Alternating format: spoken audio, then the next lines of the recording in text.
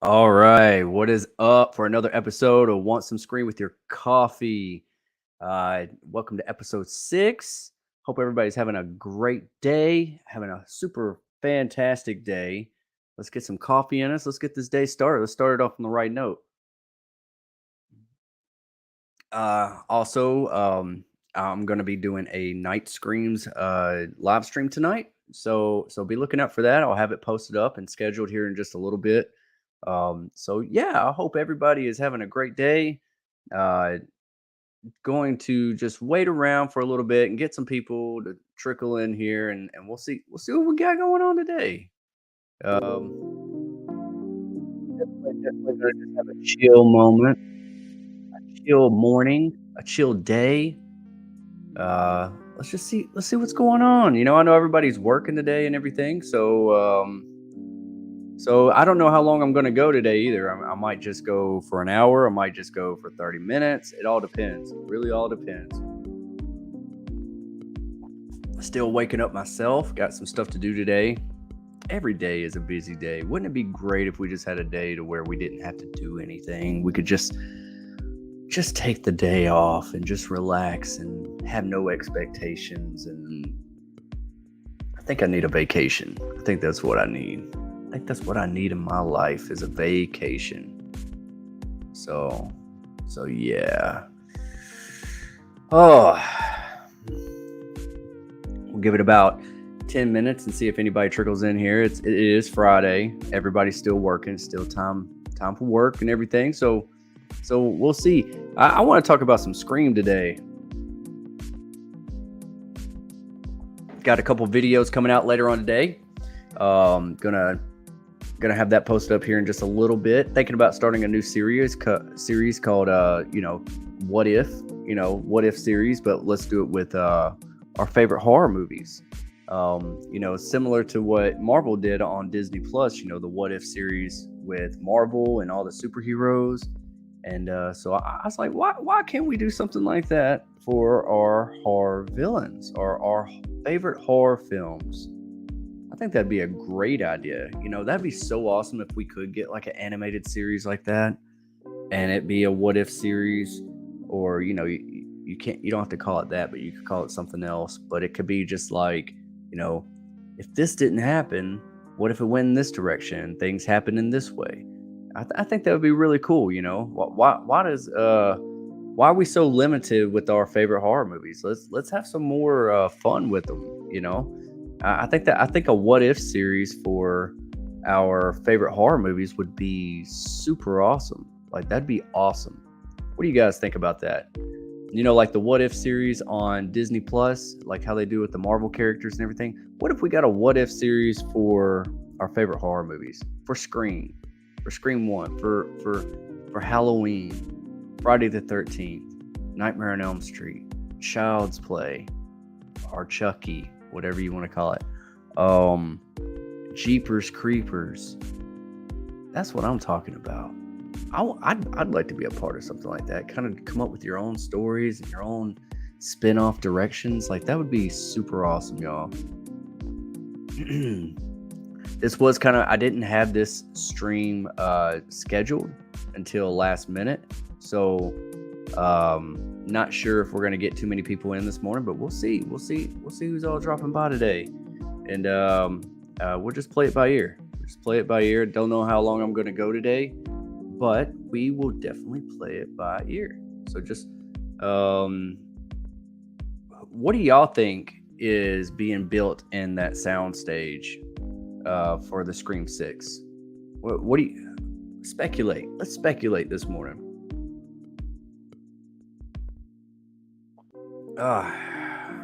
That's what I want to do. I just want to speculate and talk about some Scream before I get this weekend started. I hope everybody's having an awesome Friday.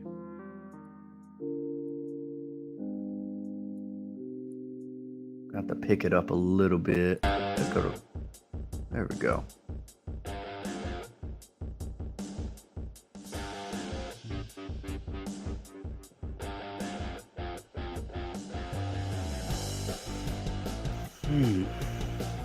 Yeah, that's a little bit more lively. That other music was putting me to sleep.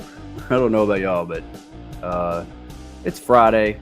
Let's get this day started. Let's get this weekend started. I hope everybody has a badass weekend.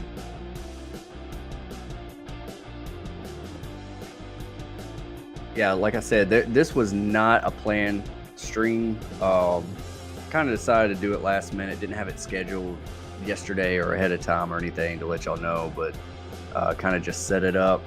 I said, why not? Let's just go live. Let's just uh let's just play it by ear. Let's see what happens.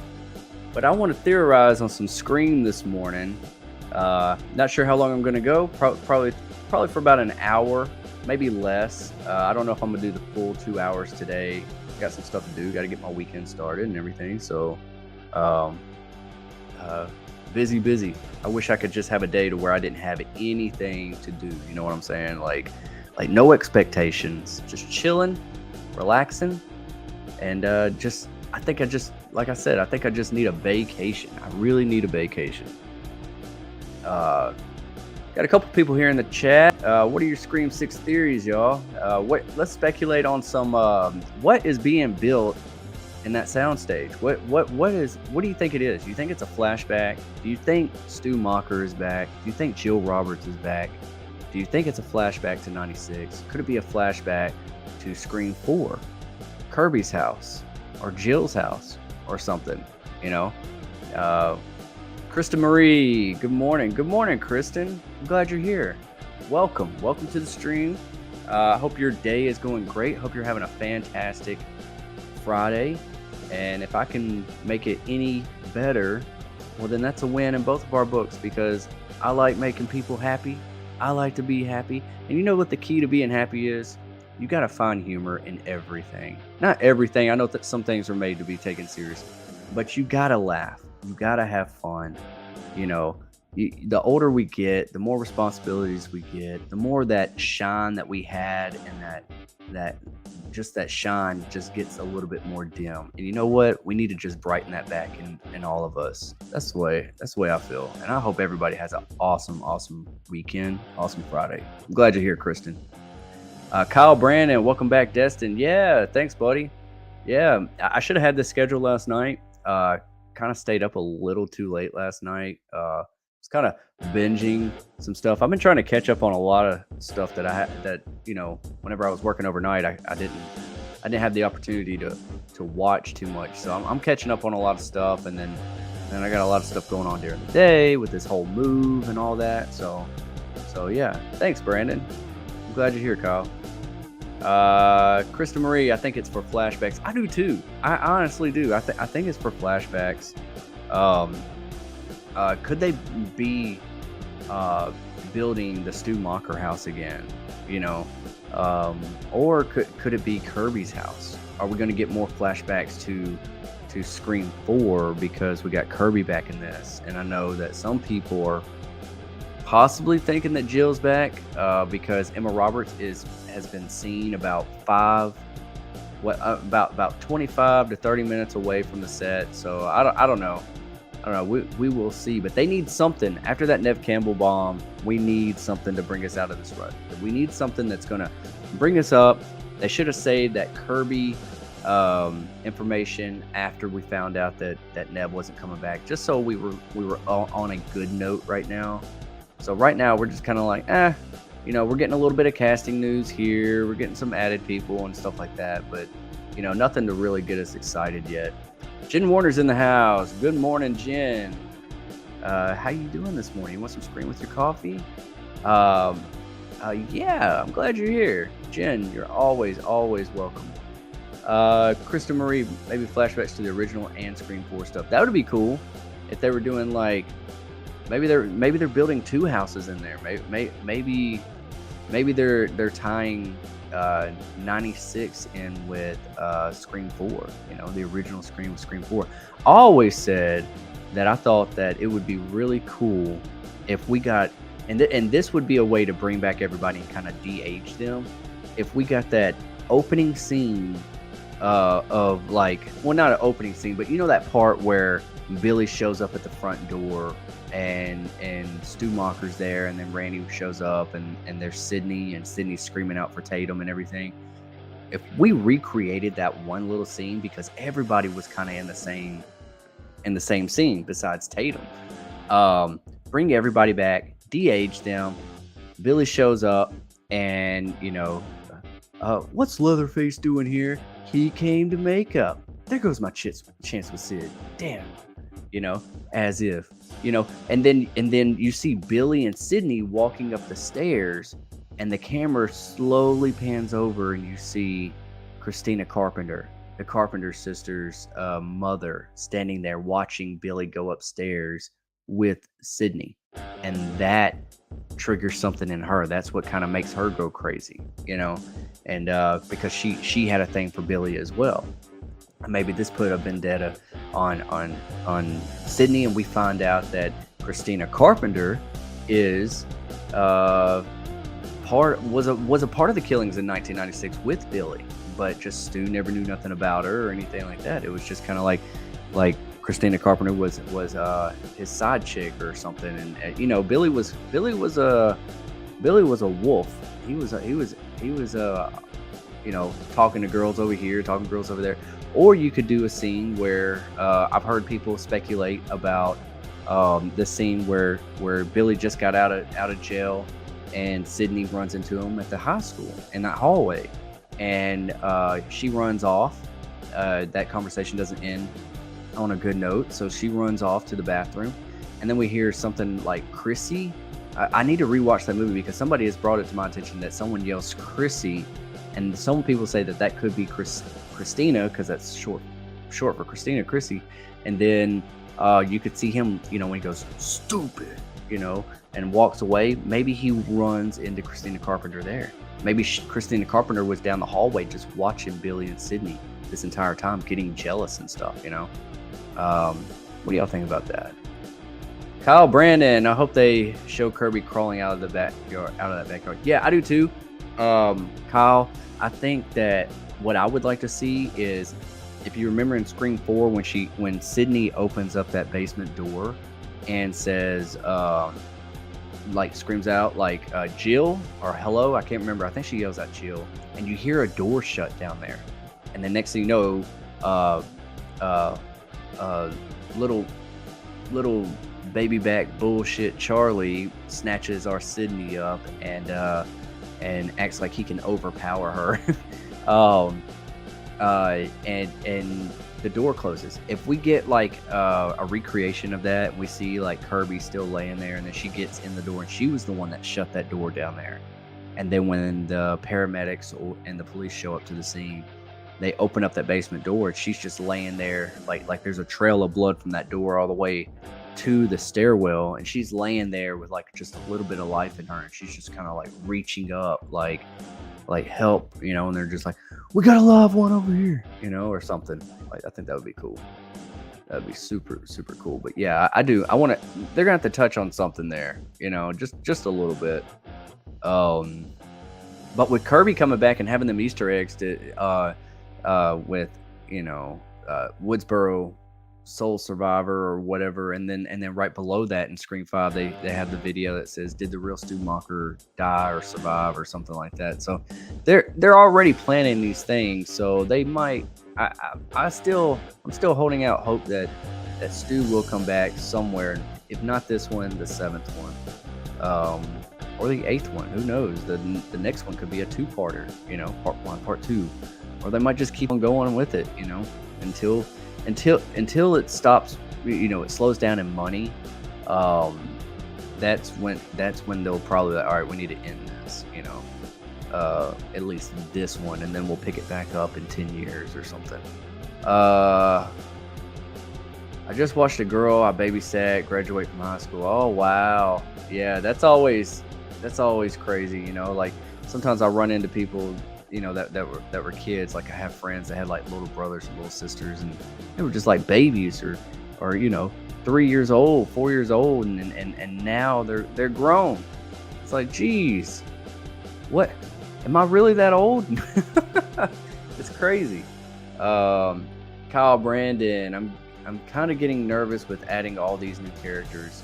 Yeah, I mean, it could be because they are adding a lot of new characters, which is fine. We're in a new area, you know. We're this one seems like it might be a little bit bigger in scope, you know. Um, Scream 5 played it safe. They kind of kept it contained. They didn't go to too many different locations. We spent a lot of time at the hospital. A lot of times it's Stu Macher's house, and then let's see, Judy's house, right outside of Judy's house too, you know, with the news. But we didn't really go too far. But with them being set in New York City, then it's you're gonna need new characters. We're gonna need we need a big body count for the Carnage candy. So yeah, I wouldn't be too nervous about it, because I think we're just gonna get a more brutal Ghostface than we ever have before. I think this is the one where Radio Silence, it's their time to shine, and they're just gonna go balls to the wall with their creativity with Ghostface. But it does kind of make me nervous too, because you can get too creative. Sometimes less is more, you know. But I understand.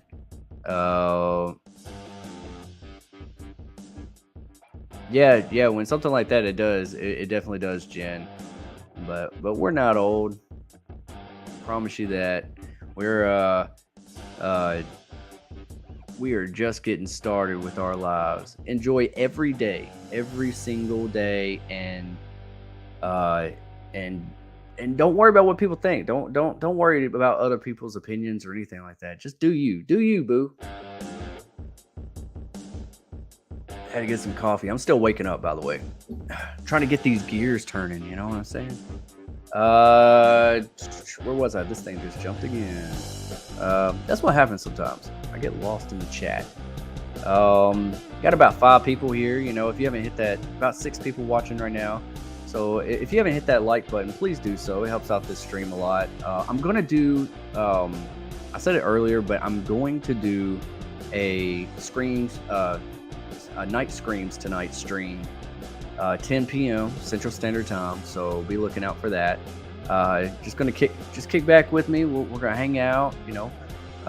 Maybe have some drinks. Maybe we'll just theorize on some Halloween and some Scream and yeah. Like I was thinking about doing this What If series, kind of like what Disney Plus has going on for the Marvel, and creating this What If series. And theorizing, which I already do theory videos, but I want to do more of a what if series. If like, what if this happened in the past films and then it played out like this? You know, why can't we get that with our favorite horror films? Why can't we get a what if series like that for one of our favorite horror films? Why can't Shudder or somebody like that needs to be able to, you know, I know you got to get the property for all these characters and IP and everything, but it would just be really cool. But I was thinking about starting a what if. What do y'all think about that? Would y'all check those videos out if I did those? Because I have like a crazy imagination, and I feel like I could really play into that, because I've came up with some really cool theories. I've came up with some ideas like this would have been better if it would have ended like this or began like this. So yeah. Let me know if y'all would be interested in something like that. Jen Warner, do you think Nev will let them use flashbacks of her? Ooh, I don't know. If they have, I don't know. It all depends on what's in the contract. If they used already footage that they have from the past, maybe. But, or they could shoot it to where we only see the backside of her. Because the Sidney Prescott character belongs to the studio. Nev just plays that part. She just plays a character. So the Sidney Prescott belongs to the studio, so possibly they could use flashbacks of her because they already own that property of that character. But they couldn't use any new footage or anything like that. Like maybe unused footage they probably couldn't use. I don't know. It all depends on what's in that. But I would say that they would be able to use the flashbacks of Sydney because they own that character. Krista Marie, I like that idea to place Christina at the party. I do too, Kristen. I mean, I just think like Scream would so much benefit. It would benefit so much with a flashback scene. That we've needed that for a long time. Like I've always wanted to see, like at the end when the killers are given their motives and it's the reveal time and all that, and the mask comes off. I want to see like the setup of like maybe the first kill. We don't need to see the setup of every single kill, but I would like to see like a flashback of the killers like orchestrating. Like I think that would be so cool. And to get flashbacks to the original, especially if we're gonna say Christina, Sam is Billy's, daughter, and Christina and Billy had something going on. Well, we didn't know anything about that. We never saw that. We never even thought that. So give us a little bit of that backstory. It'd help us get connected just a little bit more. But anything that's like a familiar scene that we have seen, they could do a flashback scene. It could be like a totally different scene. Like it could just be Billy and Christina, in their early years for a second, and only use that. But I really think that they need to make us feel like, oh, there was more to these scenes in the past than we realized. Like Christina was actually there, lurking around the corner or lurking down the hallway or something. I always thought that Judy Hicks was going to be Billy's. I thought Judy Hicks was going to be Billy's, like accomplice or something. Like she was there at the original, but they could use the Christina angle too. So. Let's see. Kyle Brandon, yeah, I mentioned that in your stream. Rewatch that scene, Destin. Someone says, Chrissy, wait up. Yeah, okay, yeah. I knew somebody said something like that. So yeah, Kyle, I need to rewatch it. I vaguely remember it. It's like I can hear it, but I need to rewatch it so I can be looking out for that. So yeah. Great idea though. It'd be an awesome idea. Krista Marie, that's a good question about Nev. She'd have to be paid for that, I think. I wonder if she'd let them too. It would be nice for the story, but with everything going on, who knows? Yeah, I don't know. Maybe they can make it to where they shoot, like they make it look like Sydney Prescott from behind, like you only see her hair and maybe her jean jacket or something. So we know it's Sydney, but we're seeing it from a different angle, so we don't really see her face. So yeah. Jim Warner, please remember to like, share, and subscribe. Thank you, Jen. Yeah. Please do that if you haven't done it already. Please like this stream. Subscribe to Destination Station if you want all things horror and you like theories on horror films and you like some late night streams and just spend the day with me. Like let's just get our some Scream in our coffee and let's move on. Have a blessed day. Let's have an awesome day and an awesome weekend. We're getting the weekend started here. Is everybody at work or y'all off work or what? 4th of July weekend is just around the corner. Is everybody going to cook out? Invite me because I want something. I always make something like a huge brisket or some ribs or steaks or something like that's one thing I like to do. I like to cook a lot, and 9 times out of 10, like I'm like nibbling while I'm cooking. So like by the time I'm done cooking for everybody, it's like I'm not even hungry. Y'all go ahead and eat. That's just what I do. Kyle Brandon, yeah, I have to rewatch that scene from Scream 4. Makes perfect scene. I'm sure she crawls back into the door from the basement. I'm sure that door was still open. Yeah, it could have been still open or cracked or something. And but yeah, if you rewatch that scene and you see her down there, because that's what makes her yell out Jill or who's there or something like that, because she hears a door slam down there. So it makes you think that like, okay, so if that was Jill down there, because obviously Charlie was upstairs, Charlie snatched Sydney from behind, and if somebody did something with that door down there, because then Sydney runs and Jill jumps out and stabs Sydney. So who was that down there? So there had to be a third person, or it had to be Kirby, and I hope we see that. Like us, like we all can speculate and we all can theorize that Kirby did live, which obviously she did now. But all these years, regular moviegoers that don't keep up with the story as closely as we do might not remember. It might take them a minute. They'd have to rewatch Scream 4 to really understand it. But a lot of people already think that, Kirby is dead. How can this even be? So they're gonna have to show it, explain it, something. We can buy it because we always knew that Wes Craven had bigger ideas for Kirby, and we can buy it because we keep up with the stories and all the behind the scenes stuff. So yeah, flashback scene is what we need. Kristen Marie, the what if videos sound fun. Thank you, Kristen. Yeah, I'm thinking about that, or maybe I can call it something else besides what if, because I really don't want to rip off any Disney anything, But give me some ideas. If I don't call it what if, I could call it something else.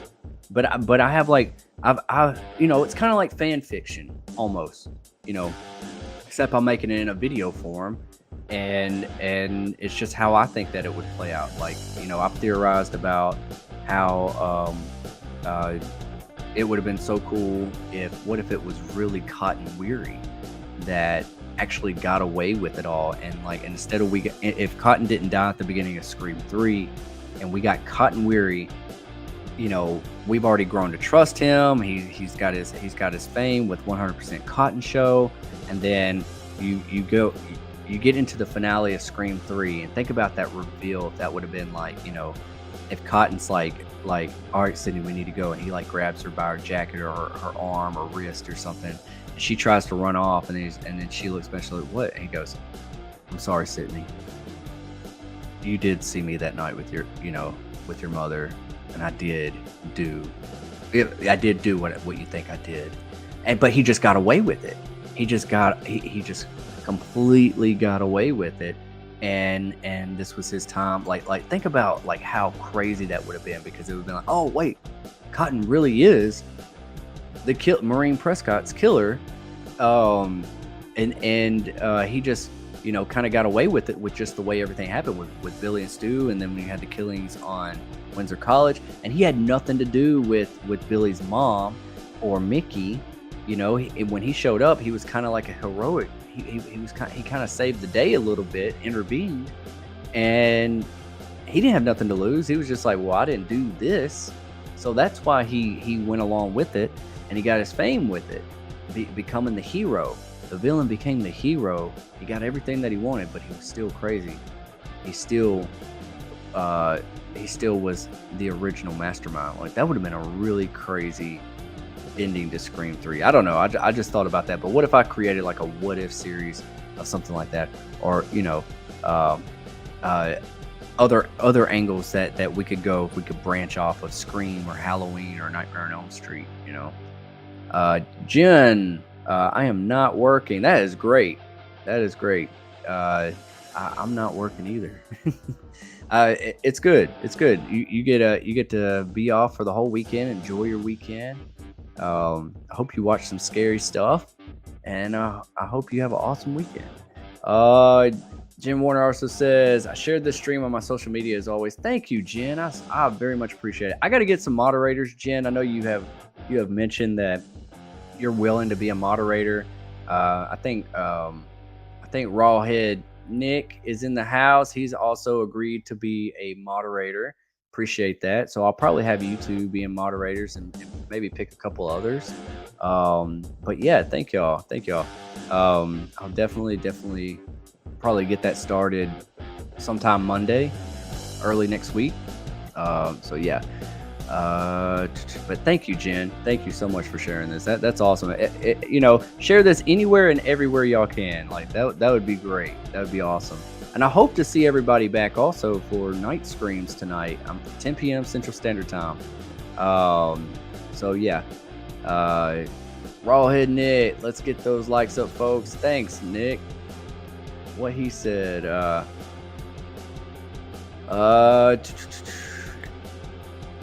Kristen Marie, I can help if needed. Oh, okay. Thanks, Kristen. I write in my spare time. I make a lot of stuff. Like Rawhead Nick, he knows that too. So I've written a lot of like short stories and stuff, and I'm working on a feature-length script right now, and I'm also writing a memoir about my life.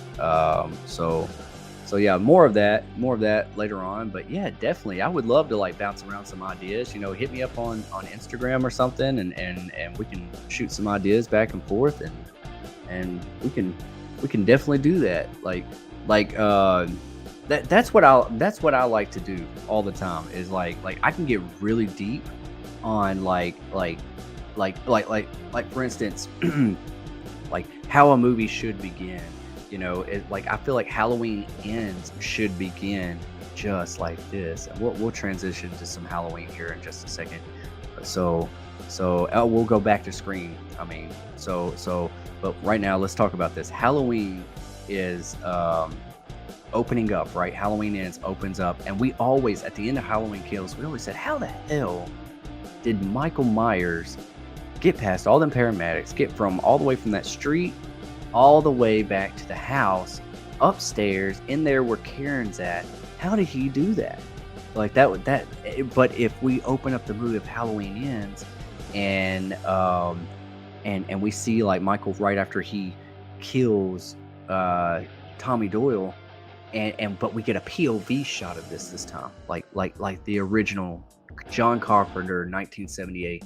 We get where the camera's in the mask, and we get this POV shot, and we just see Tommy Doyle's face in front of the mask. And when he drops, Michael starts walking, and we see this like going in and out of alleyways, going around trees, maneuvering, maybe going through a house, killing a couple maybe real quick, walking out of the house, going through the backyard, and coming up the back way of the back of the house, and maybe there's a cop back there, and then the cop could be like, everything's clear back here, sir, and next thing you know, Michael Myers jumps out, kills the cop dies. Michael Myers walks through the back door, and we're all in. It's a one shot. The camera never cuts, and he just walks in, and he sees Allison just sitting there with the paramedics and the police, and then he just kind of just moseys on upstairs, and then next thing you know, he's going to that window, but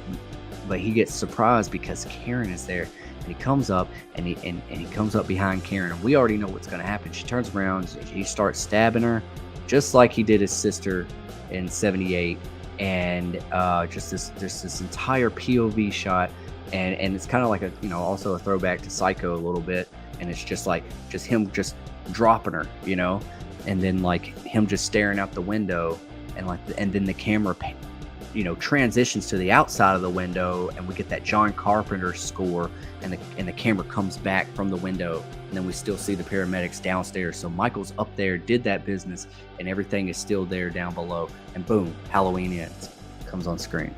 What do y'all think about that? See, I think this is the way. I don't know how it's going to start. I know some people are always like theorizing what's going to happen, and I don't really like to give too much credit to any rumors or anything like that, because they're just rumors, and a lot of people get all bent out of shape because of them. But there is a rumor that Michael Myers is going to die like the first 10-20 minutes of this movie, and then what do we have for the rest of the movie? What do we have? It better not be just a character piece of Laurie Strode recovering. Michael Myers better come back into play somewhere, throughout the movie. I really feel like that if you kill off Michael Myers at the very beginning of the movie, and the whole movie is centered around Laurie Strode and her recovery and stuff like that's going to leave a very bad taste in our mouth. That's going to make us miss the Rob Zombie movies. I mean, damn, it's got to be bad if you do that, right? Which Rob Zombie movies, they have some redeeming quality to them. There's great ideas in there. I just think that Rob Zombie should have someone else write his scripts. He's a good director. He's good at world building, but as far as writing, sometimes he can just make some just really annoying characters, and I just don't like them. You can have some of those characters, but not every damn person has to be as filthy as everybody else. Like, it just, I don't know. But anyways, but also I think that I honestly think that maybe like I always said, also this would be a good opening with Little John and Big John dead. I think that Laurie Strode's house is all burnt up. I feel like Laurie Strode should buy the Myers house and wait for Michael Myers returns, set the house up with traps like she did her other house, and like maybe that's it, and maybe we get Michael Myers just coming home, and he thinks it's an empty house, and next thing you know, everybody just jumps out, and there's traps, and everyone, you know, the mob beats his ass again, and Laurie Strode finally gets that last blow and blows head, or he falls off of something. Maybe they chase him away from the house, and he falls off of something and into the water, and they never found his body. But for 4 years he's been missing. So there is going to be a 4-year time jump. So I might be having some problems with the stream. Let me know if on your end can you still hear me, or is it freezing up? Let me know. But if they chase him down, he falls off the bridge, and he's in the river or something, and his body's missing. And they're like, no man could have survived that. Yeah. So 4-year time jump because the mandate that's going on in the world, and he hasn't returned. There hasn't been any Halloween because of the mandate. And then, you know, we see Laurie Strode recovering, and then the working title for Halloween Ends is called Cave Dweller. So usually they use that for some reason. So it makes you think, is Michael dwelling in a cave?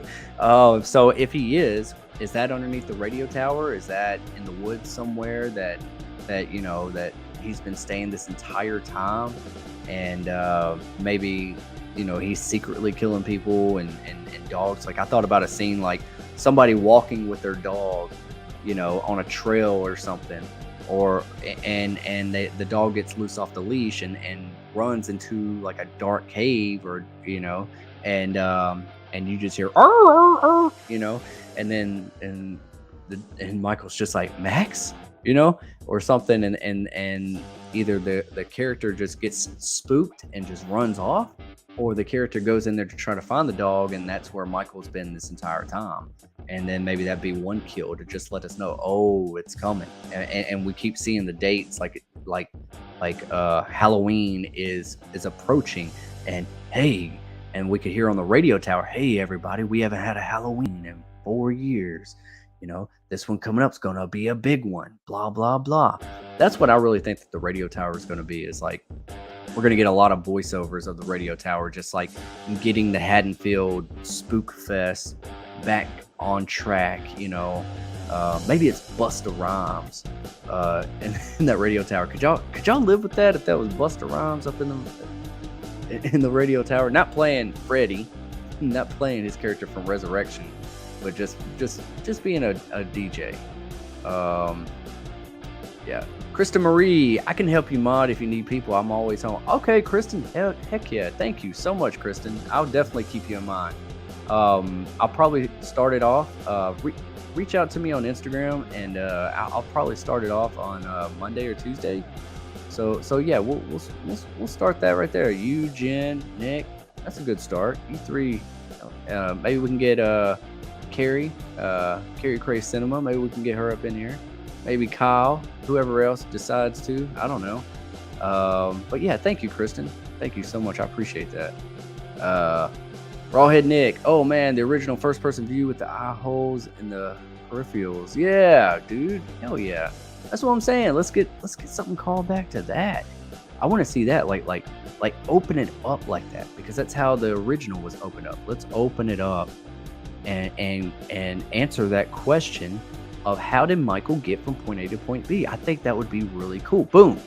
Opening scene. You do it like that, it answers our question. You know, we don't get just this 4-year time jump and it's never answered, and we're all just like, how in the hell, you know?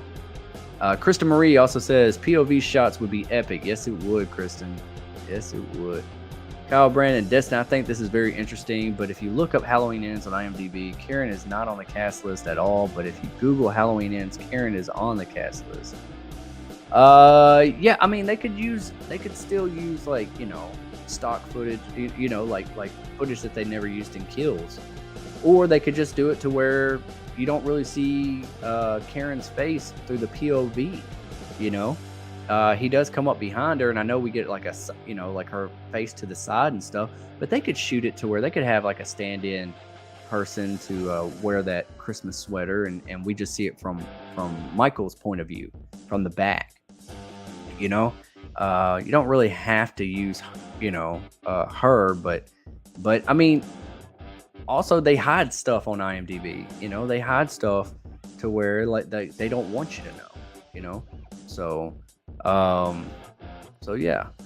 Rawhead Nick, if they kill him in ends, he needs to pop up after someone hits the "you can't kill the boogeyman" line.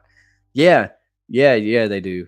Yeah, something like that. I always said that like they'll probably do something similar. I don't think he'll pop back up in this one. I think he's going to be laid from visual standpoint, he's going to be laid to rest, him and Lori, honestly.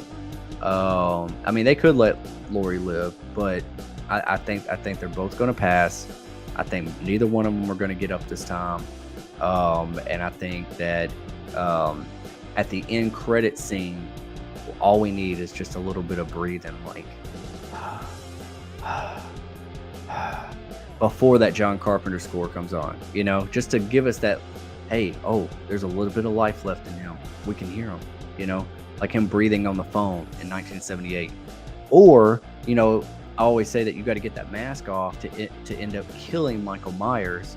So if they get the mask off and Lori and Michael are going at it and they're stabbing each other and whatever else, and they both fall off of something, because if they both fall off and they die, the mask is off. The mask is over in the grass somewhere, over whatever, fell off of the radio tower, and we don't know where it fell, but the camera like just kind of slowly like pans down to, and we get like this voiceover of Dr. Loomis like explaining everything, or Laurie Strode or whoever, and it's just kind of like just panning down to the mask laying there on the ground, and somebody scoops it up, and then boom, credits roll.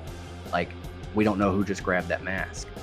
We don't know if with Michael being dead, what if they went and threw that mask back on Michael and it brought him back to life, like, I mean, because I really do think I'm one of those believers of, here, we probably need this up right now. I'm one of those believers that that Michael Myers gets his invincibility from the mask, is what I think. I think the mask is what, I say the word powers, but that's a strong word. That's probably not the right word, but it's the thing that makes him invincible. It's the thing that keeps making him tick. It's the thing that keeps making him stay alive. He never dies because that mask. And if it's Silver Shamrock that they incorporate in Halloween Ends, or if it's another company or some other reason, I always said that Lindsay Wallace always knew more than she lets on. I've made theory videos on Lindsay Wallace about how, how did she know to grab his mask? That was very convenient. She was the only one that survived out of everybody there. How did she? And then she plays like she's been trampled on down in that creek, and she crawls out, and that did not happen to her. So it's like, is there a deleted scene that we didn't see, or is she playing, or is this just bad writing or directing? Like, they didn't really pick it up, they had to cut something, or they weren't able to film something. Something was there. But I did make this theory, and this is just a fun, goofy, don't take serious theory, but I did make a video on Lindsay Wallace being the Haddonfield witch, and she's sicking Michael Myers on the people of Haddonfield, similar to the witch did with the Headless Horseman in Sleepy Hollow, something like that. Like she knows more, that she's kind of controlling Michael a little bit, or she works for the company that controls Michael, and that's how she knew to take off his mask, that he would stop attacking her if she tried to remove his mask. And I know that's the thing that Michael does, but nobody else did it but Lindsay Wallace. And I just always wanted to know, like, how did she know to do that? Was it just convenient writing? Maybe. Let's see. Rawhead Nick, if they kill him and ends, he needs. Yeah, we just did that. It just jumped on me. Sorry. Jen Warner, I heard that Michael dies and his evil transfers to Allison, kind of like to what happened to Jamie Lloyd, Daniel Harrison's character, or Harris character in Halloween 4 at the end. I don't know if I want that. I mean, we've done that before. They're just. I mean, I don't want his evil to transfer to anybody. You know, that's one thing I didn't like about what was that movie? Jason Goes to Hell. You know, like transfer. I mean, even though they use like this little worm thing or whatever, this little demon thing that like actually physically transferred it into other people. I don't like that idea. No, don't do that, because that's not gonna be. That I don't want that, and I don't see how that would work, because of in this timeline, none of them are related. They're not related this time, so you know, I don't know. Kyle Brandon, I would love to mod for you, but I can never look at the screen 24/7 for your streams. That's okay, dude. Yeah. I appreciate that. Yeah, no worries, dude. I appreciate it though.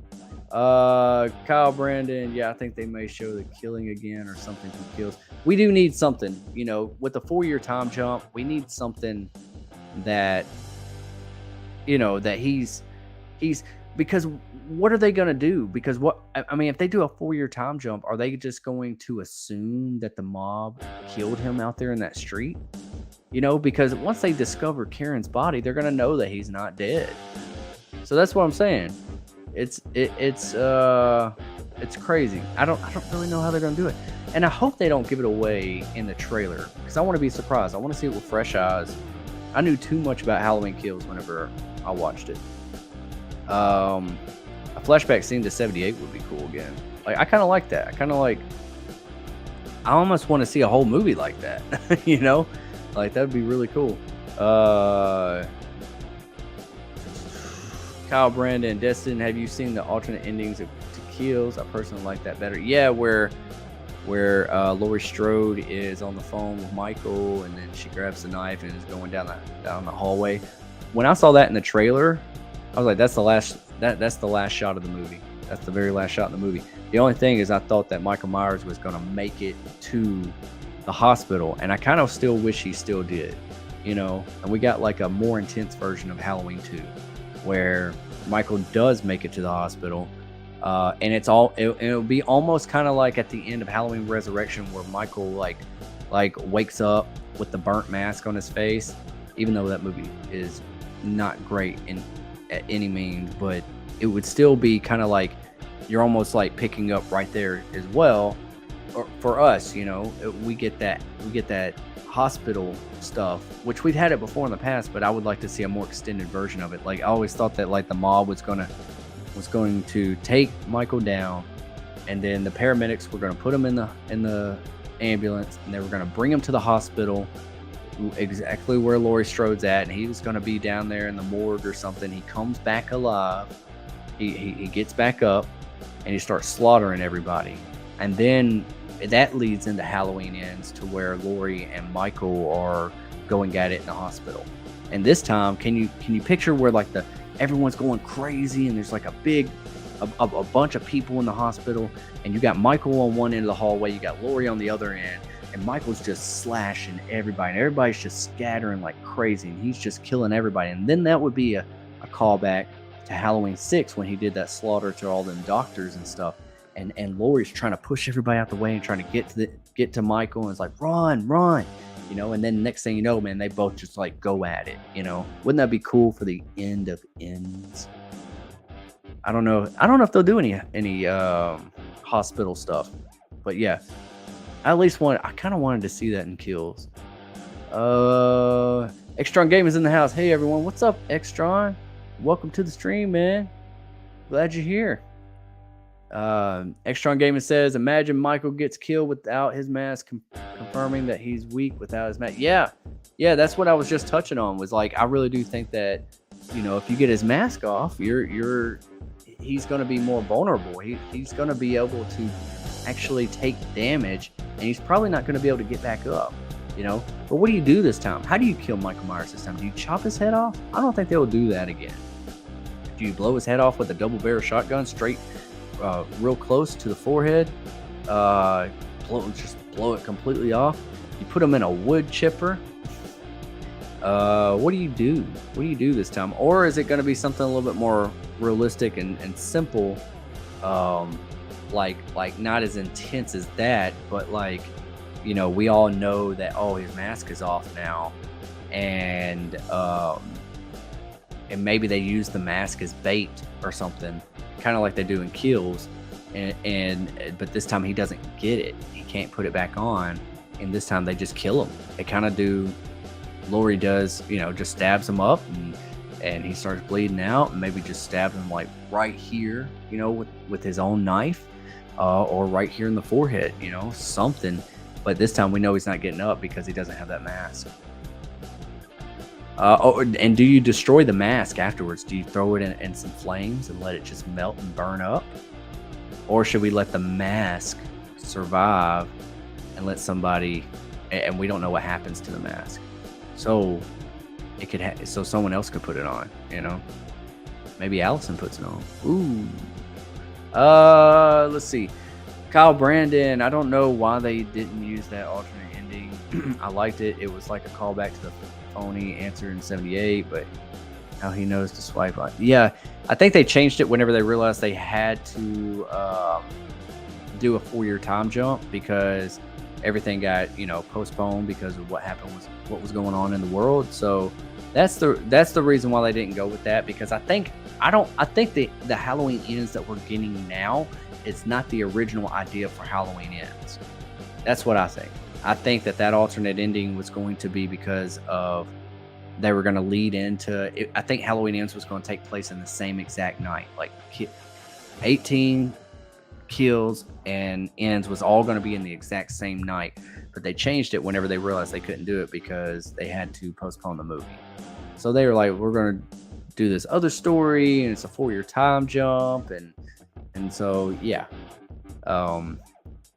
But yeah, I did like that other ending better. I really did. I liked it better, and I really would like to pick up exactly right there. Now, I would still buy it like it's still in the same night, you know?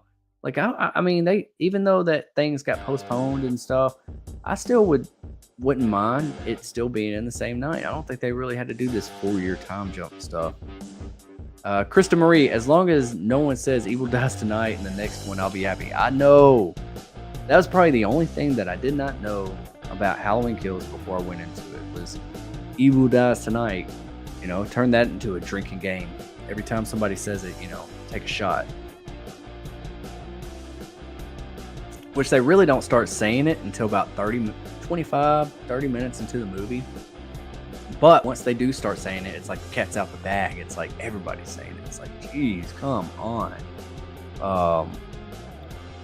Have Michael write on a mirror or something. Evil doesn't die tonight. Evil lives tonight. Extron Gaming, blow him up with a nuke like they did in Jason, and Jason goes down. I don't think that was a nuke, but yeah, yeah, they could blow him up. They could definitely, or you know, a grenade or something. I mean, I don't know.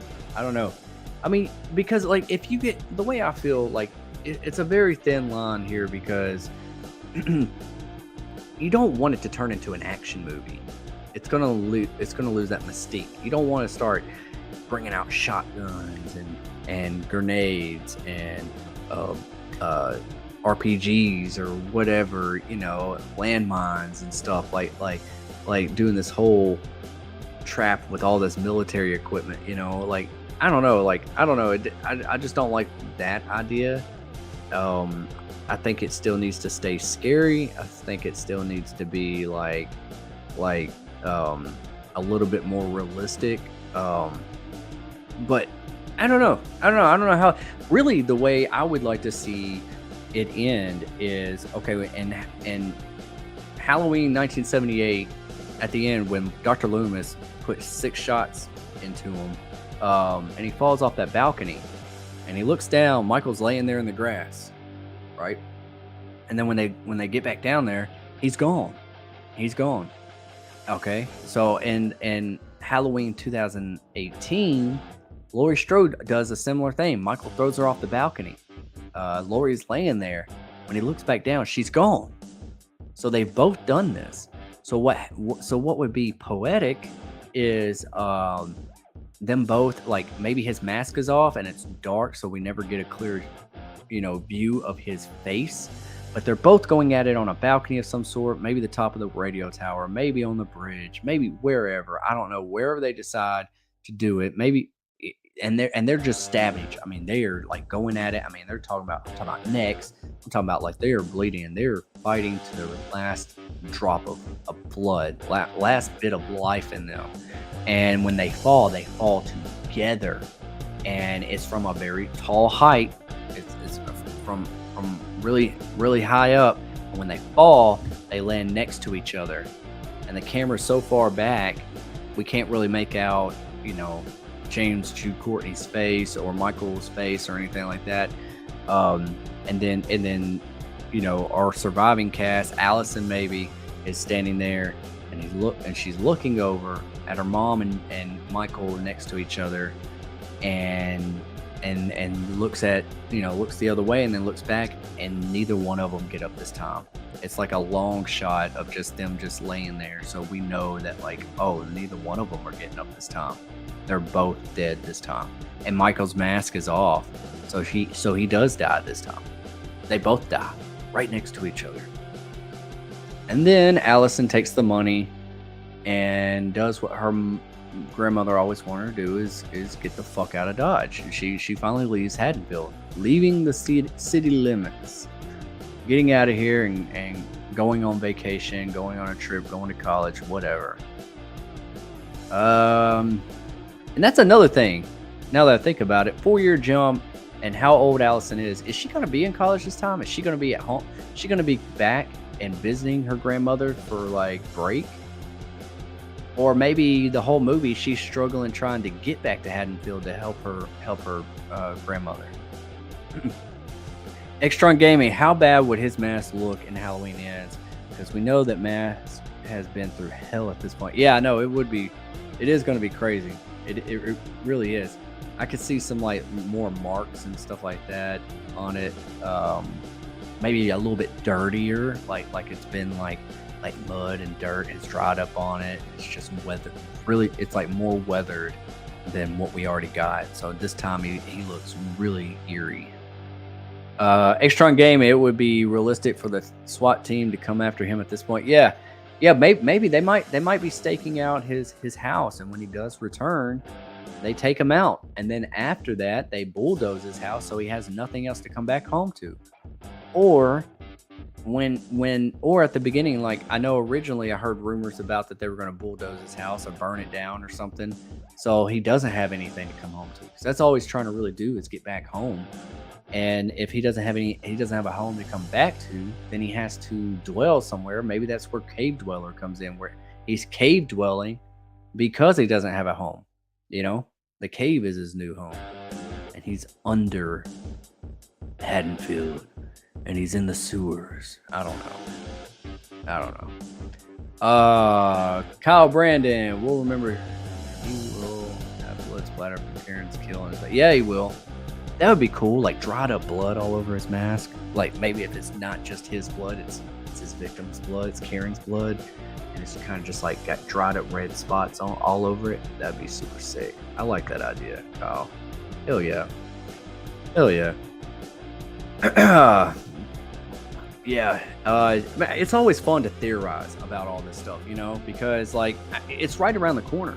We're gonna get Halloween Ends before we know it. Like I'm gonna go try and see the Black Phone this weekend, and I'll try to have a review up and maybe do a stream also about the Black Phone. I want to see that. I want to see the new Elvis movie, which that's not horror related, but I want to see both of those movies. I want to see how good this. I'm not really big time excited to see the Black Phone. I think it looks good. I was a fan of Sinister. I am a fan of Ethan Hawke. I think he's great, but I mean, this seems like something I've similarly seen before, like a mix up between just like, you know, a child abduction movie mixed with sinister, like ghost kids in it and stuff. Like, I don't know. I don't know if it's super bloody, if it's super graphic, if there's like a twist angle to it that will surprise me. I hope so. I hope there's something more to the story than what I'm just seeing. But it does look cool. It looks like a fun time. So anybody else going to see Black Phone this weekend? Or have you already seen it? Some people's already seen it. Yeah, I can see. Kyle says, yeah, I can see them keeping that blood on his mask from killing Karen. Yeah, that'd be pretty damn cool, you know. I just hope that if he is down there, you know, dwelling in a cave, don't make him look like the Rob Zombie, long hair, you know, and Halloween 2, Rob Zombie's Halloween 2. Don't make him look like that, you know. Less is more. Kyle Brandon, I saw Black Phone last night. It's amazing. Oh, you did, Kyle. Okay, awesome. Is there a twist? Don't tell me the twist. Don't tell me any spoilers or anything. But is it going to be like? Is it really good? Is it compared to Sinister and stuff? Because I like Sinister. I like Ethan Hawke. Is it scary or is it just more of a child abduction type movie and that's it? Extron Gaming, when does Halloween Ends come out? I think it's October. It's early October. It's like October 11th or 13th or something like that. Because they're trying to, you want to release Halloween. Okay, you can release, say this, you release Halloween Ends on, you know, Halloween weekend, whatever that weekend is. You only have, you're banking on that holiday for that money, right? So you're only going to make your biggest portion, you know, on Halloween weekend. Anything after that, you're not going to make the biggest portion on because we're going to be leading into November and everything. Everybody's going to be done with Halloween type themed stuff. But if you release your Halloween movie at the beginning of the month, a couple weeks before Halloween, you got that opening night, you got the opening weekend, you're going to make bank. Then you got the build up of people that haven't seen it yet. And everyone, the closer it gets to Halloween, everyone's going to be, ooh, I want to see something that's Halloween-esque. Ooh, the new Halloween movie's out. We're going to go see that this weekend. So you can pretty much bank the next 2, 3, 4 weekends of just like money. So yeah, it's going to come out like the beginning of October. I have to look back. I think it's October 11th or 13th or something like that. October 14th. Valerie's in the house. Yeah, thank you, Valerie. That's what it is. October 14th. Appreciate that. Valerie is in the house. Good morning, Destin, and all the wonderful people in the chat. Good morning, Valerie. How are you today? You having a good day? You're gonna have a good weekend. You're getting your weekend started with some Scream. Glad you're here. I am gonna go try to see Black Phone this weekend though, Kyle. Extron Gaming, when does Jen? I hate it when this thing jumps. Jim Warner, off topic, but Roe 5 Wade has been overturned. Roe 5 Wade? Roe versus Wade. What? I'm lost. What is that? You will be blown away with Black Phone. It's real. Okay, cool. Do we get some Carnage candy, or is it just like more just suspense? Which I love good suspenseful movies. But yeah, I'm looking forward to it. Definitely looking forward to it.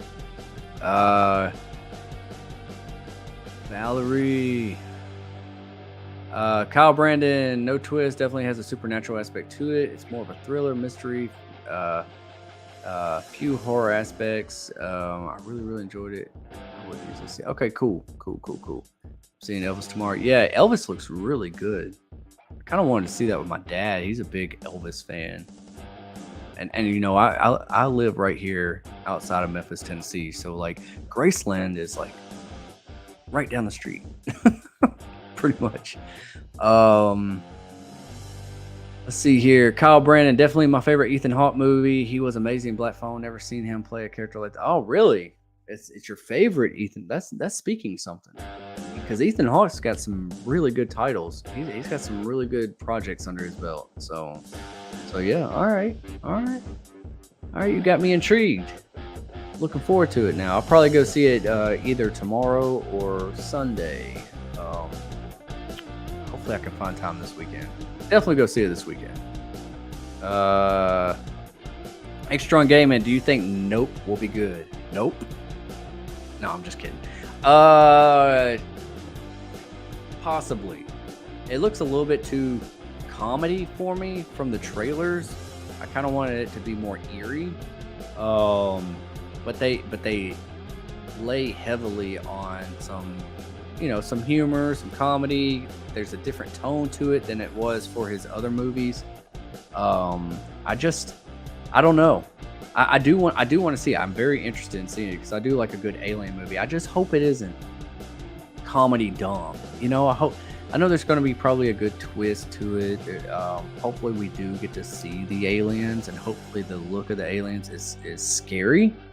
Kind of like Signs, when we just barely saw the alien that first time, like, ooh, I have high hopes for Jordan Peele.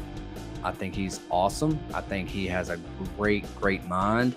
And I'm looking forward to it. And I like everybody that's in it. I like the cast. Everybody, Keke Palmer seems awesome. And I think she's going to be a good addition. I think this is really going to put Keke Palmer, because I've always thought she was a great actress. And I said, man, she deserves to be in more stuff, or more, a leading actress and stuff. She was the best part of the Scream Resurrection TV show on MTV, the third season. She was the best part of that show. But I'm glad to see that she's one of the main characters, and I hope it lands. I hope it does not end on a stupid, goofy note, because it kind of seems like it might be a little tongue in cheek, but hopefully not. Krista Marie, super bummed that Halloween Ends trailer didn't drop this morning. I really hoped it would have. Yeah, a lot of people was hoping that for whenever the Black Phone came out, that it would drop today. But it didn't. A lot of people that saw early screenings of Black Phone, they didn't get it. They were even mentioning it. Who knows? What's the next Blumhouse? Let me look that up. What's the next Blumhouse horror film that's coming out that it could possibly drop with? Kyle Brandon, no Halloween Ends trailer before Black Phone. I was bummed out. Dang. Well, I'm not going to see it now, Kyle. No, I'm just kidding. I'm very excited for Black Phone. Yeah, me too. Ethan Hawke is awesome. Yeah, Ethan played an amazing villain. Awesome. I Like Scary's in the house. What's up? Hey, Destination Station. What's up? I Like Scary. Appreciate you coming by the stream, buddy. Everybody, if you haven't subscribed to I Like Scary, click.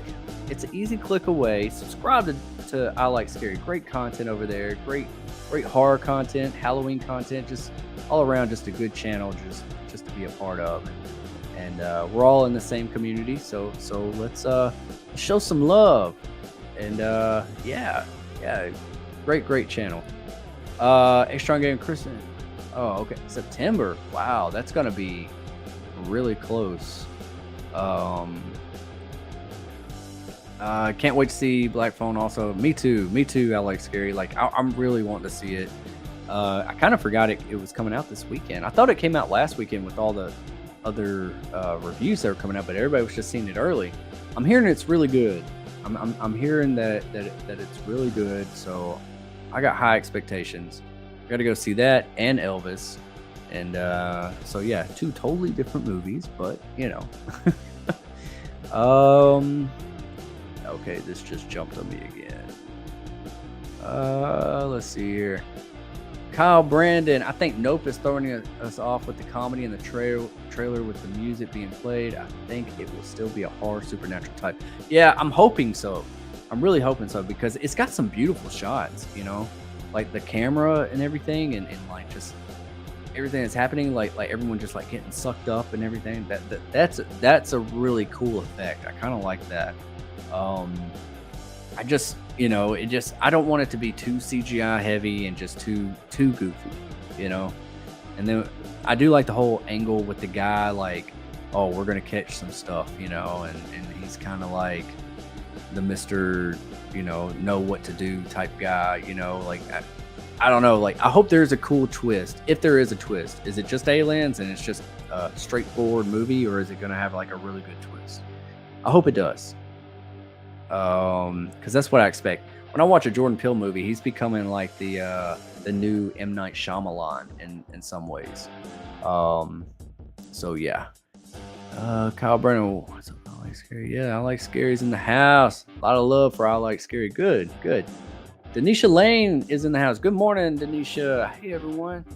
I'm so glad you're here. How you doing this morning? You getting your day started right with some Scream in your coffee, and I hope your weekend's going to be awesome. I'm still kind of waking up. My coffee's cold now, but it's still good.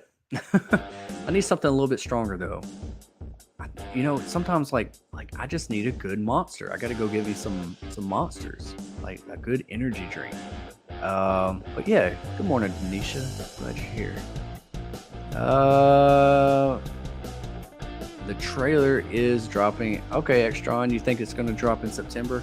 That's really close to release date, but maybe that would be better, if they do it at the beginning of September and just instead of just like doing it like 6 months in advance. I wish we would at least get a teaser, something.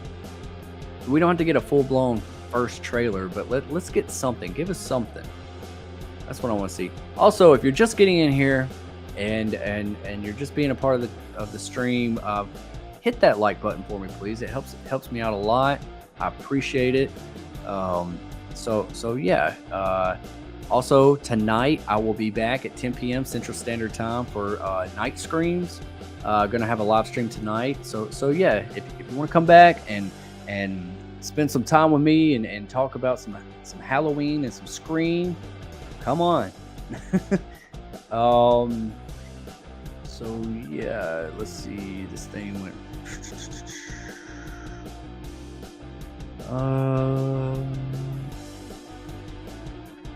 Kyle Brandon, the things that kid has to go through in Black Phone is insane. You're rooting for him the whole movie. That's what I hear. And then I saw something late last night that they had to delete a certain scene that was too intense, involving the kid, I think. Let me know if you heard something about that. Like, apparently there's like a deleted scene that the studio made them delete because it was so frightening. So yeah, it could all just be marketing, It could all just be, oh, it's supposed to be so scary, this scene was too scary for theaters, and then they make that on the Blu-ray or when it becomes out for streaming. But yeah, I like Scary, of course, man. Hopefully we can do a stream pretty soon. I can come on your channel, you can come on mine. That'd be super awesome. So yeah. But the Black Phone, man, Kyle, I'm really hope that like maybe this is going to be a new property to where maybe it leads into a sequel, maybe a trilogy. That'd be super awesome. Like, because I mean that's the thing, we need some new horror villains. We need something. I just with the what is Ethan Hawke's character, like the Grabber or something like that, like let me know this, like this is all I want to know, and this isn't like a spoiler, but like is it slasher-esque, or is it just he just kidnaps? Like, that's what I was wondering, if it's like a slasher, or are we just or is he just a kidnapper? So yeah, let me know on that. Extron Gaming, you remember when Michael made a grunting noise when Busta Rhymes shocked and electrocuted him? Would you like Michael to grunt again and Halloween ends? No, I don't like the grunting sound. I don't. Which the only time I did like the grunting sound was in Halloween 2, when at the beginning, when he was stabbing the nurse. It was a different type of grunting. It was like, ugh, ugh. Like he was he was just mad, and he was just stabbing her. Like, that was kind of scary. But the grunting noise when he got shocked or electrocuted, no, I don't like that. And then no, I don't think grunting is necessary. Not really. Valerie, you know that damn radio tower thing is a thorn in my side. But what are your thoughts on what part it might play in ends? Speaking of thorn, like the thorn cult. That's what I was thinking. Honestly, I think that Michael could be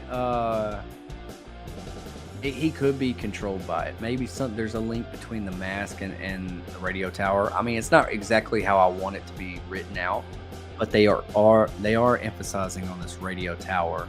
And now when you watch Halloween Kills, you can't quit seeing it. And they digitally put it in the movie in Halloween Kills for a reason. So it's got to mean some purpose. I don't know. What if it's like a ran down radio tower that's not even used anymore? Maybe that's where Michael is staying. Maybe that is like the secret entrance to Silver Shamrock. You know, like maybe Silver Shamrock's under Haddonfield. You know, because they said that this is going to make a lot of Halloween fans mad. So expect that. You know. But how are they going to do it? Because we all know that David Gordon Green is a fan of of Halloween 3 Season of the Witch. So it could have some Silver Shamrock meaning to it. Or it could just be that it's a light in the sky. I don't know. And he's just staring at it. I really don't know. I really don't know. I really don't think that we need it in our Halloween movie, but you know, it could be the climax of Halloween Ends. This might be where Laurie Strode and Michael Myers falls from. They're up there stabbing each other to death. She gets his mask off, throws it off. It flies down somewhere. We don't know where it goes, and they're constantly just stabbing each other. He's stabbing her, and then she sticks him right here with his own knife, and then they both fall over the rail. And slowly they just fall so far down to their death, and they just neither one of them never get up. It might just be a climax scene.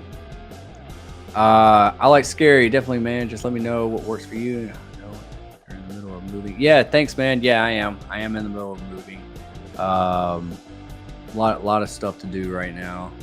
I'm also trying to like touch base with friends and family and all that's here locally, and try to spend some time with them before I make the move. So yeah, we'll figure it out, man. Hit me up on Instagram. I like scary, and we'll work something out. We'll find a date that works together.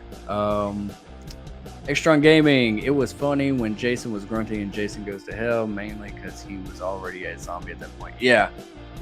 See, I mean, I like Friday the 13th. I like the Jason movies. But it's probably my least favorite, because I feel like it's the least creative. And I feel like the characters are always goofy. It's not really taken too seriously. And some of them really haven't aged very well. But I do appreciate them. I do like them. But yeah, the grunting, if you're going to have a silent killer, keep them silent. Keep him silent. You know, this isn't Freddy, this isn't Chucky, this isn't, anybody that talks. So grunting is not needed. Extra on Gaming. Why do you think Jamie Lee said the Halloween will make people mad? I think because she already knows the how well or unwell received that Halloween Kills was, because of the political angle, on violence and mob violence and stuff like that. Maybe we get more of that in here, because I think that's why they leaned a lot on Evil Dies Tonight, and the trauma aspect of Laurie is these are the requests from Jamie Lee Curtis in order for her to be in the movie. She wants it to have like a political statement in some way, shape, or form of today's society. And if that's the only way you can get Jamie Lee Curtis in your movie, that's fine. But she's just looking at how well received that Halloween Kills was, And if people didn't like that, and they do more of the Evil Dies Tonight, they do more of that, or if they actually make it to where Michael is supernatural in this one, you know, because they're on the third one now, and we know that Akkad and Jason Blum has had some falling outs here lately, and Jason Blum is completely done with the Halloween franchise as of now. This is the end of it. So maybe he's doing some stuff that Malik Akkad is not keen to. Like he doesn't really like the idea that they're going to go with this. But they're on the third movie. They already got the contract and everything, and maybe what they agreed to at the beginning in Halloween 2018, and now it's leading into something that he did not agree with, but it's not really stated in the contract, and so there's like that loophole thing, and you're kind of disrespecting Akkad. So maybe that's why they're having a fallout. Maybe because the Silver Shamrock angle, maybe a Season of the Witch angle. Maybe they bring back the Thorn stuff, you know. Maybe they bring back both, you know, because, you know, it's known that these things, there's like half of the fan base doesn't like. So if they have any of these types of things in the movie, which I do think it's going to have a little bit of a political angle, I'm not going to lie, some way, especially with the mandate stuff. Not going to say the word, but you know what I'm saying, because I don't want this to get demonetized, because I was demonetized so long. So don't even put that in the chat. I went through struggle just to get monetized here. But you know, maybe they focus on that. Why you know there hasn't been a Halloween no trick-or-treating for 4 years. There's that 4-year time jump. Maybe because of that. You know, you never know. You never know. That's what I think. That's what I think is one of those reasons, or all of the above. A good question, man.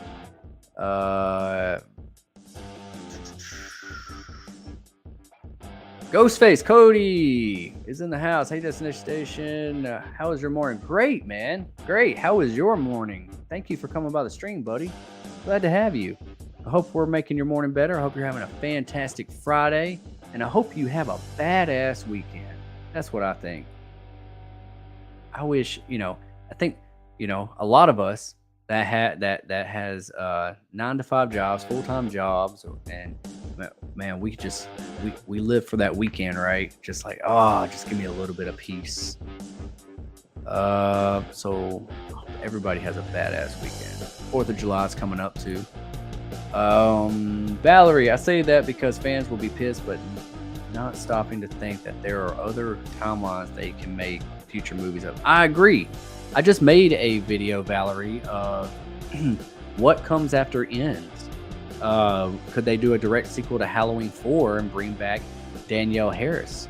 That would be super awesome. Like Jamie Lloyd, if they retcon just like they did with 2018. This one, 2018 was a direct sequel to John Carpenter's 1978, and if they did a direct sequel to Halloween 4 and they just kind of said, nope, 5 and 6 didn't take place, we're doing a direct sequel to 4, Rachel's still alive, bring back Rachel, bring back Jamie Lloyd, and they could easily tie it into this one, because we know that Laurie Strode had failed marriages before, so maybe Jamie Lloyd was taken at a very young age, and she's just now realizing that her mom died, and all this happened in Haddonfield, and maybe she's coming back and she's, you know, inheriting some property, or coming to see her mother's gravesite or something, and then shit happens. Have it loosely connected to this, but they could still bring in Halloween 4.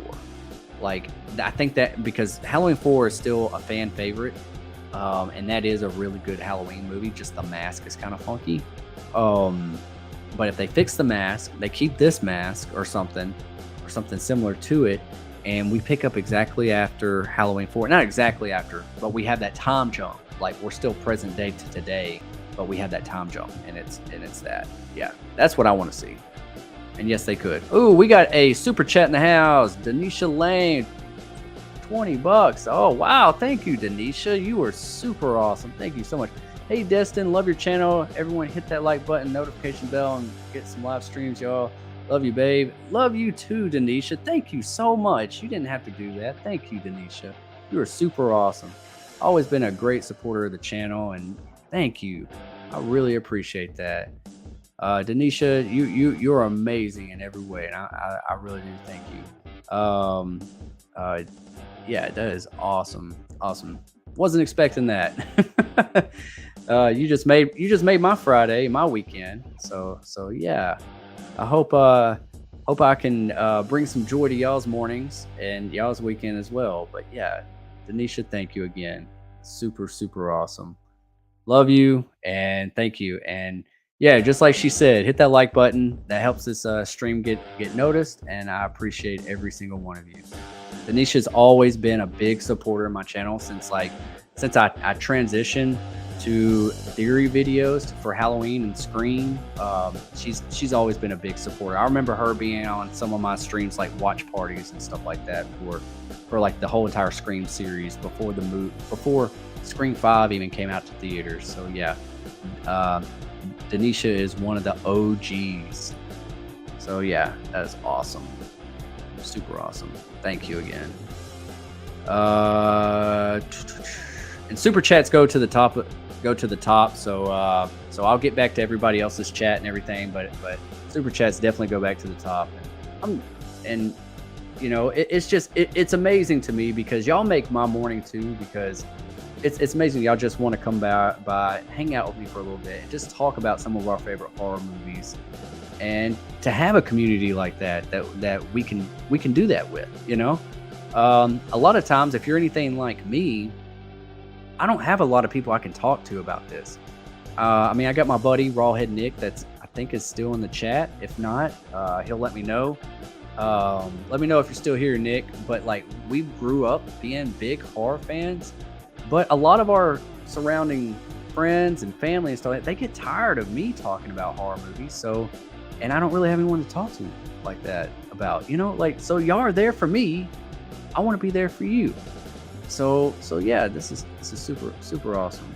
Super awesome community. We're the best. We're the best. Now I just got to find out where I was in the chat. I will catch up to you. I promise. Let me find out where I was. I'm getting close. Oh, Nick is in the house. Okay, here we were. Yeah. We were talking about timelines. Yeah. Rawhead Nick is in the house. Wow. So Rawhead, so hear me out. We know Shamrock ran experiments. What if Michael was the inaugural test subject being observed from afar, and that's what brought on his murderous tendencies? Possibly. I like that. I don't know about his murderous tendencies, because he was a murderer when he was 6 years old. I think it was always in his blood. Unless we get a backstory about his parents possibly putting him through this testing thing with Silver Shamrock. And where is Michael's parents? Bring down that camera a little bit. Where is Michael's parents at this time? That's a big question, right? It's like, where? I want to see that. You know, has anyone ever reached out to him? Have they ever mentioned that they're dead, or they moved away, or they gave him up, or what? Like, I want to hear something about that, because if you see in John Carpenter's 1978, his parents looked like they were like regular, everyday. They didn't seem like the Rob Zombie parents, you know, like rough. You know, they seemed like they were like well dressed and everything, and they were just like they just coming back from date night or something, you know, and they realized that about Michael. So I think he's always been just pure evil, but maybe something with the mask with Shamrock. But that's a big possibility, and that is a very good theory, Nick. Rawhead Nick, Rawhead. Everybody say what's up to Rawhead. That's my brother. Cody Ghostface. Maybe she just said that because maybe people are going to get mad just because it won't be on Peacock like the last one. I don't know if that's the reason why she was going to say that. I don't think that. That's why people would get mad if it's not on Peacock. That would be kind of cool if it was. I still am going to go see it in the theater just because I want to see it on the big screen. But it is convenient if I want to watch it with, anybody else, or at my own leisure. I can just watch it on Peacock at home, because I'm sure I'm going to want to watch it once, but I at least want to watch it once on the big screen. Me and Rawhead Nick, we always make it a point. Like, we don't live close to each other anymore, but he always comes in town, and we always go see the Halloween movies. That's just our thing, especially if it's some type of big horror movie or something. So yeah, you got to see it on the big screen, especially for Halloween Ends. And I did not get to see Halloween Kills on the big screen because of certain circumstances. I was going to, but stuff happened. Didn't get to, but I did get to watch it on Peacock, and I watched it like twice back to back. Maverick Media's in the house. Hey, Destin. Hey, Maverick. What's up, buddy? Glad you're here. Good morning. You want some Scream with your coffee? Glad you're here, buddy. Let's see. Rawhead. And that the clown mask was version 1. B1 version from Shamrock. You saw his reaction in the original once the clown mask was taken off. It was that's a good theory, Nick. Okay, so you're thinking the clown mask is part of Silver Shamrock? Possibly. That would be pretty cool. Wouldn't that be kind of cool if we see that mask come back? I know we saw it with Jamie Lloyd in Halloween 4, and we should have saw that twist at the end coming, but possibly. We could get a little bit of backstory that's what started it all. But then he finds the mask that we now know in that hardware store. But that mask also calls to him. He knows where it's at. He can feel it. Like in Halloween 2018, when the podcasters was holding it up, and like, you can feel it, can't you, Michael? And he's kind of like leaning towards it. He wants to get to that mask. So maybe when he got out, that's the mask that it wasn't that he just randomly came across it. He felt that mask and he went straight to it. He broke into that hardware store and stole that mask because he felt it.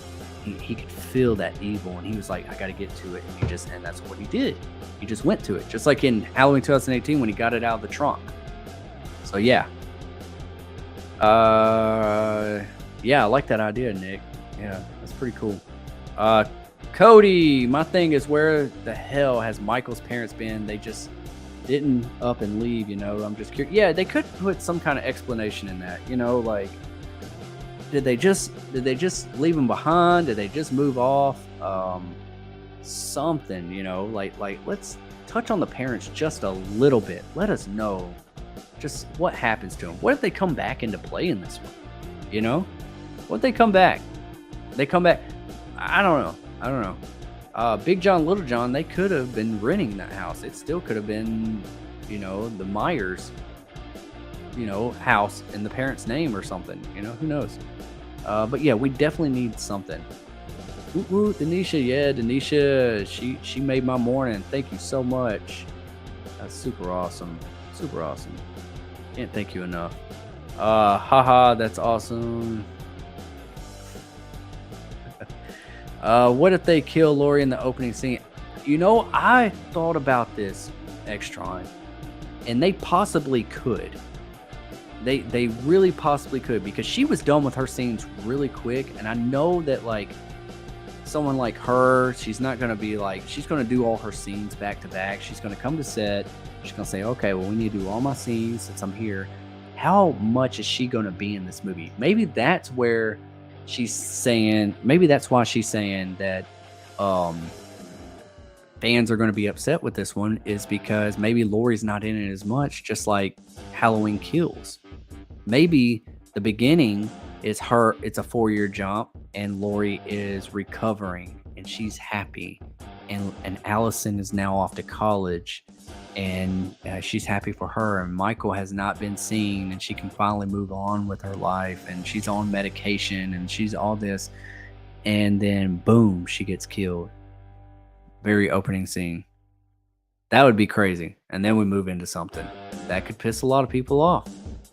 And then the whole movie is Allison getting the news that her grandmother just died, and she's having to come drive all the way from, wherever college is, miles away, all the way back to Haddonfield to bury her grandmother. Or maybe that's why she's back, or maybe she's coming back and she knows that Michael's back, and she's trying to tell everybody, you need to cancel Halloween. He's back.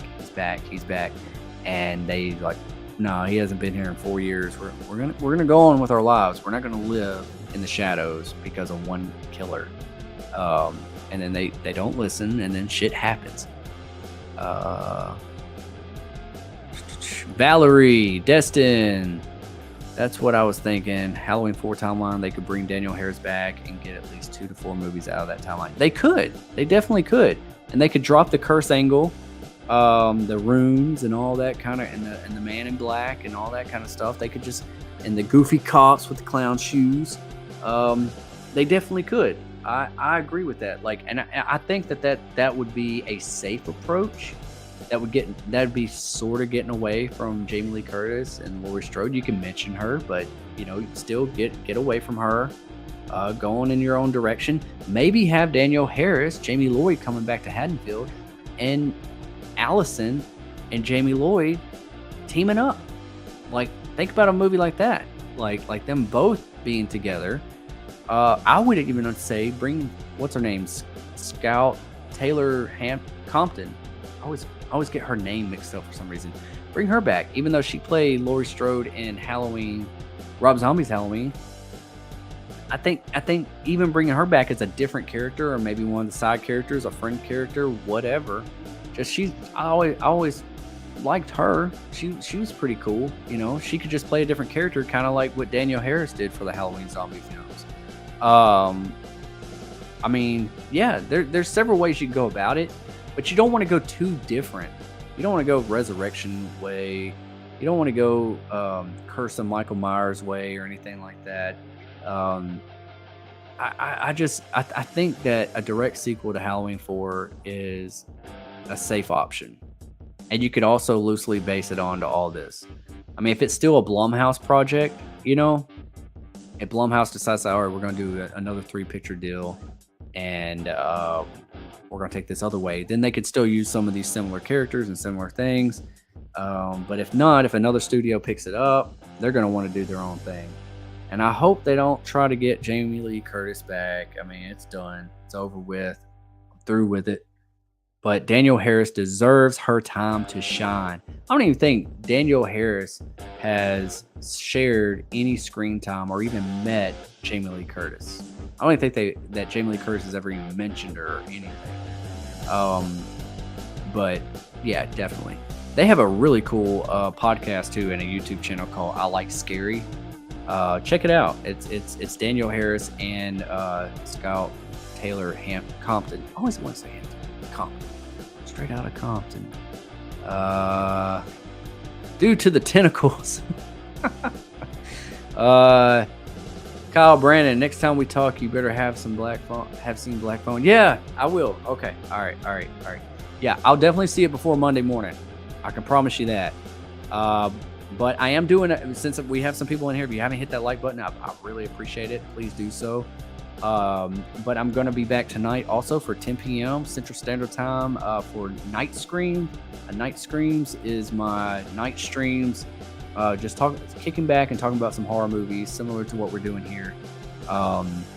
Maybe some more news comes out today. We don't know, but we're going to speculate. We're going to theorize. And we're going to spend some time with each other. And that's what's important, right? So yeah, probably going to go for another 20 minutes or so, unless we keep this chat going somehow. Just let me know. Yeah, Denisha knows what's up. Let's get some super chats going. Yeah, super chats, talks, money talks, keeps this chat going. I do have some stuff going on today, so I can't go too much further after 12 o'clock, but we'll see. Let's see. I do want to go see Black Phone this weekend. 13 watching, 13 likes. Way to go, guys. Heck yeah. Thank you. Thank you, Valerie. Thank you, Denisha. Super awesome of y'all. Y'all are awesome. Y'all are always so good to me. So good to me. Kyle Brandon. Yeah, I feel you, Destin.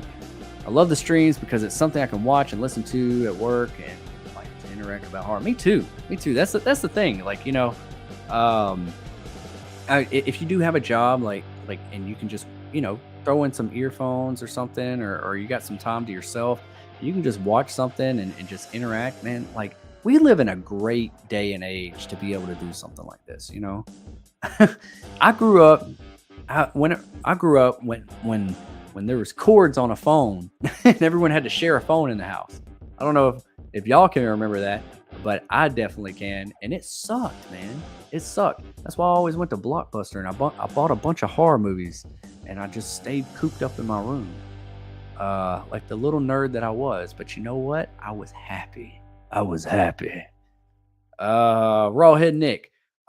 It's usually just you and me talking about this stuff. I know, dude. I know. And there's a lot of people like us out there, and that's what's great. That's what's great about this community is that we're here for one another.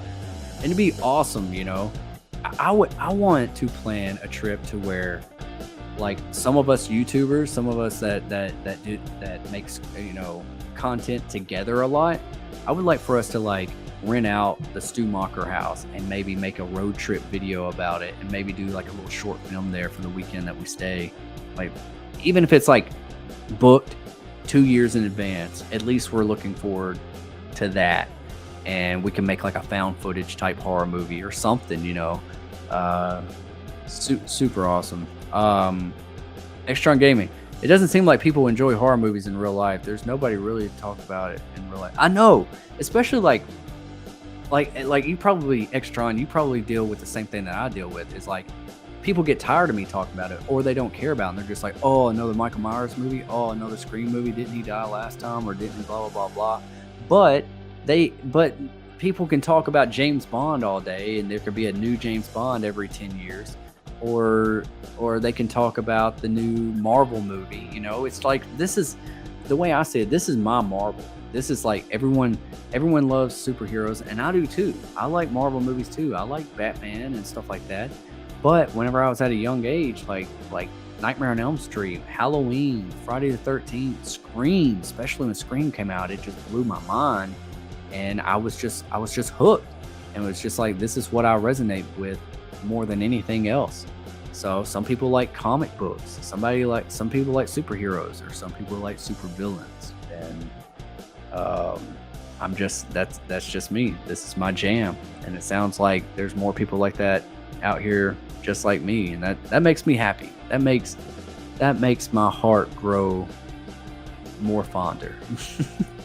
Kristen Marie, could Michael's clown mask he had at age 6 be a Silver Shamrock coin? Possibly, Kristen. That's what Nick was saying earlier. It could be, if they do like an explanation about. I hope if they do take that Silver Shamrock angle about Michael killing because of the Silver Shamrock, because of the mask, they're going to have to mention that clown mask. You don't want them to leave it out. But, we don't know how detailed or how far in advance or how, much they have really drawn this out.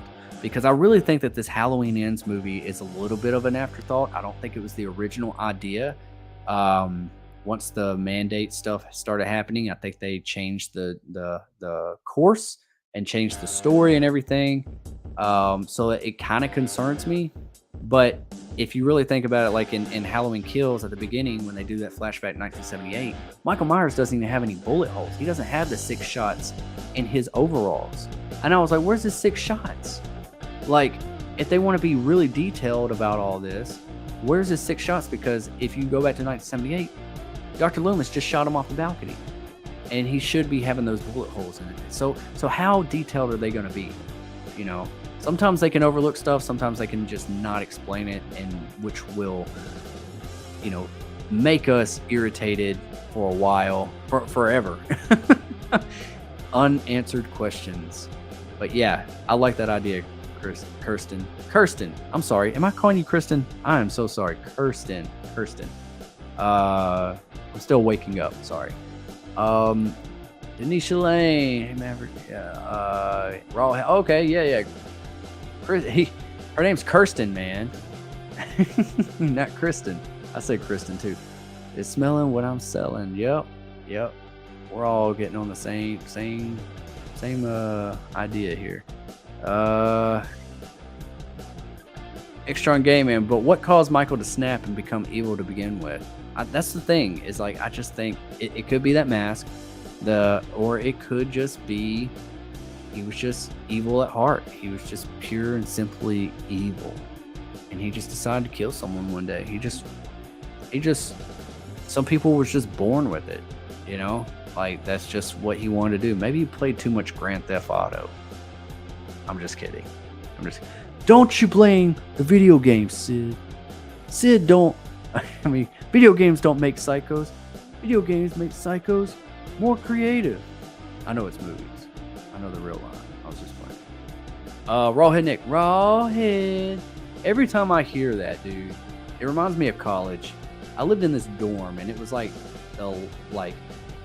your freshman year of college dorm, and the people were writing stuff on the doors and in the hallways and in the bathrooms and everything, and it was called Raw Dogs is what it was called. Raw Dogs. And they would yell up and down the hallway all night long and go, and then one person on one end of the hallway would open up their door and go, Raw Dogs, and then the other end would go, Raw Dogs, and they would just slam their door back and forth, and they would just do this all damn night. We could not sleep. Then they would throw like a can of SpaghettiOs down the stairwell or down the hallway and just make a mess. And I'm just like, and then you just saw Raw Dogs all over the place. And I was just like, what the hell is going on right now? Felt like I was in jail. Those dorms were like jail. Like it was like literally you walk in and there's like 2 beds on one side and there's like a desk on the other. And it was like just like very, very, very, very small. Extron Gaming, he just randomly decided to kill his sister. Yep, I think so. Judith. Jim Warner, I watched part 1 of the sequels where Michael killed his father and his mom kills herself.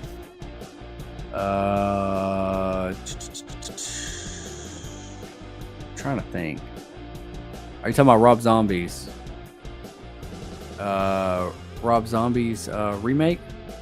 Yeah, I think that's the one you're thinking of. Jen, I'm pretty sure that was Rob Zombie's house. Yeah, me too. Let's see.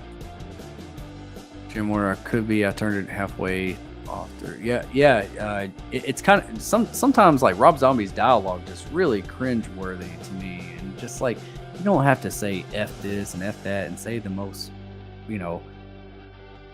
graphic lines ever. Like, I mean, like even the way the daughter was talking to the parents and the gestures she was making, the little sexual innuendos and stuff. I was just like, come on, like really. I know Michael didn't have the greatest home life in that movie, but still, you ain't gotta overdo it. Let's see here. Cody Ghostface, we did see the clown mask for a split second when Karen was looking in the window. Halloween Kills. Oh, okay. Well, we could. I think I vaguely remember that. I need to rewatch it. Yeah.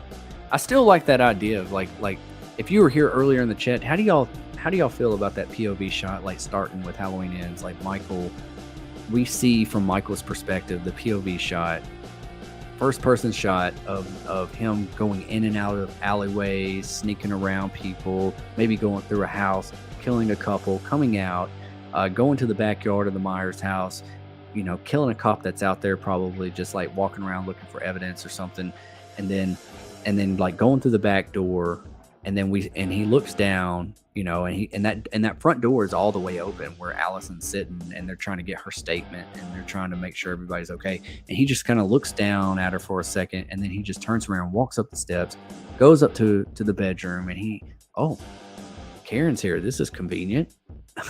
Oh, you're in the wrong place at the wrong time.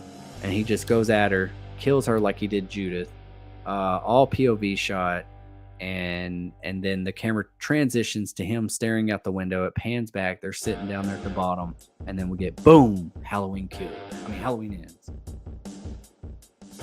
But yeah, they putting that mask in there. I want some explanation about the events in 1978 and where is Michael's mom and dad. Denisha Lane, oh Maverick, you trying to get some rest again? Yeah, all right. We are talking. Let's see here. Dang, this jumped again. The Rawhead Nick says the Shamrock angle really eliminates any silly supernatural scenarios. It should keep the movie grounded, in my opinion. Yeah, I mean, I'm not gonna be mad if the Shamrock is in it because we all know that David Gordon Green is a fan of Halloween 3 Season of the Witch. So if he is a fan of that and he's already put some of their masks in there and everything, and we all think that, oh well, it's probably just for fun or whatever, just a little Easter egg. But he did it in Halloween Kills as well. It was in Halloween 2018, then it was in Halloween Kills, and I know it was to make it feel like it was all connected and stuff. But maybe there's more meaning. Maybe Silver Shamrock is there, and maybe they just take a different angle with Silver Shamrock, because you can't make it connected to the Halloween 3 Season of the Witch, but you could do your own twist to Silver Shamrock. You could do your own thing, because Halloween 2 doesn't take place. Halloween 3 could be in the same universe. I mean, who knows? We'll see. But yeah, I wouldn't be mad about it either. I would like that better than the Thorn cult stuff. Cody Ghostface, if that's the case, will it be just Allison and Lindsay and Hawkins throughout the movie if Laurie dies? Possibly. I could see Hawkins being that father figure to Allison, looking after her. Maybe that's one of Laurie's last things is like, hey, if something ever happens to me, I want you to keep an eye on her. And and then Lindsay's supposed to have a more predominant role in this one, and that'd be pretty cool. Maybe it's Allison, Lindsay, and Hawkins. I mean, I wouldn't be mad about it. Let's just scale back that Evil Dies Tonight. But I would like to see Jamie Lee Curtis, like a good ending finale of Jamie Lee Curtis. I really think that we need that. But we have no idea what Jamie Lee Curtis is one of those star powers, especially for this franchise, that can have some type of creative control over it. Like, hey, you got to write this into the script in order for me to be a part of it. If you want me here, you got to give me what I want. Rawhead Nick, let's get those likes going. We've got 8 with 13 in the chat. Do it. Appreciate it, man. Yeah, if you're just coming in here, hit the like button. Appreciate it. Helps this stream get noticed. Thank you, Nick. Extron Gaming, yeah, because they might pass the torch to Allison and make her the new final girl. I think that's what's going to happen. I think Allison is going to be our new final girl.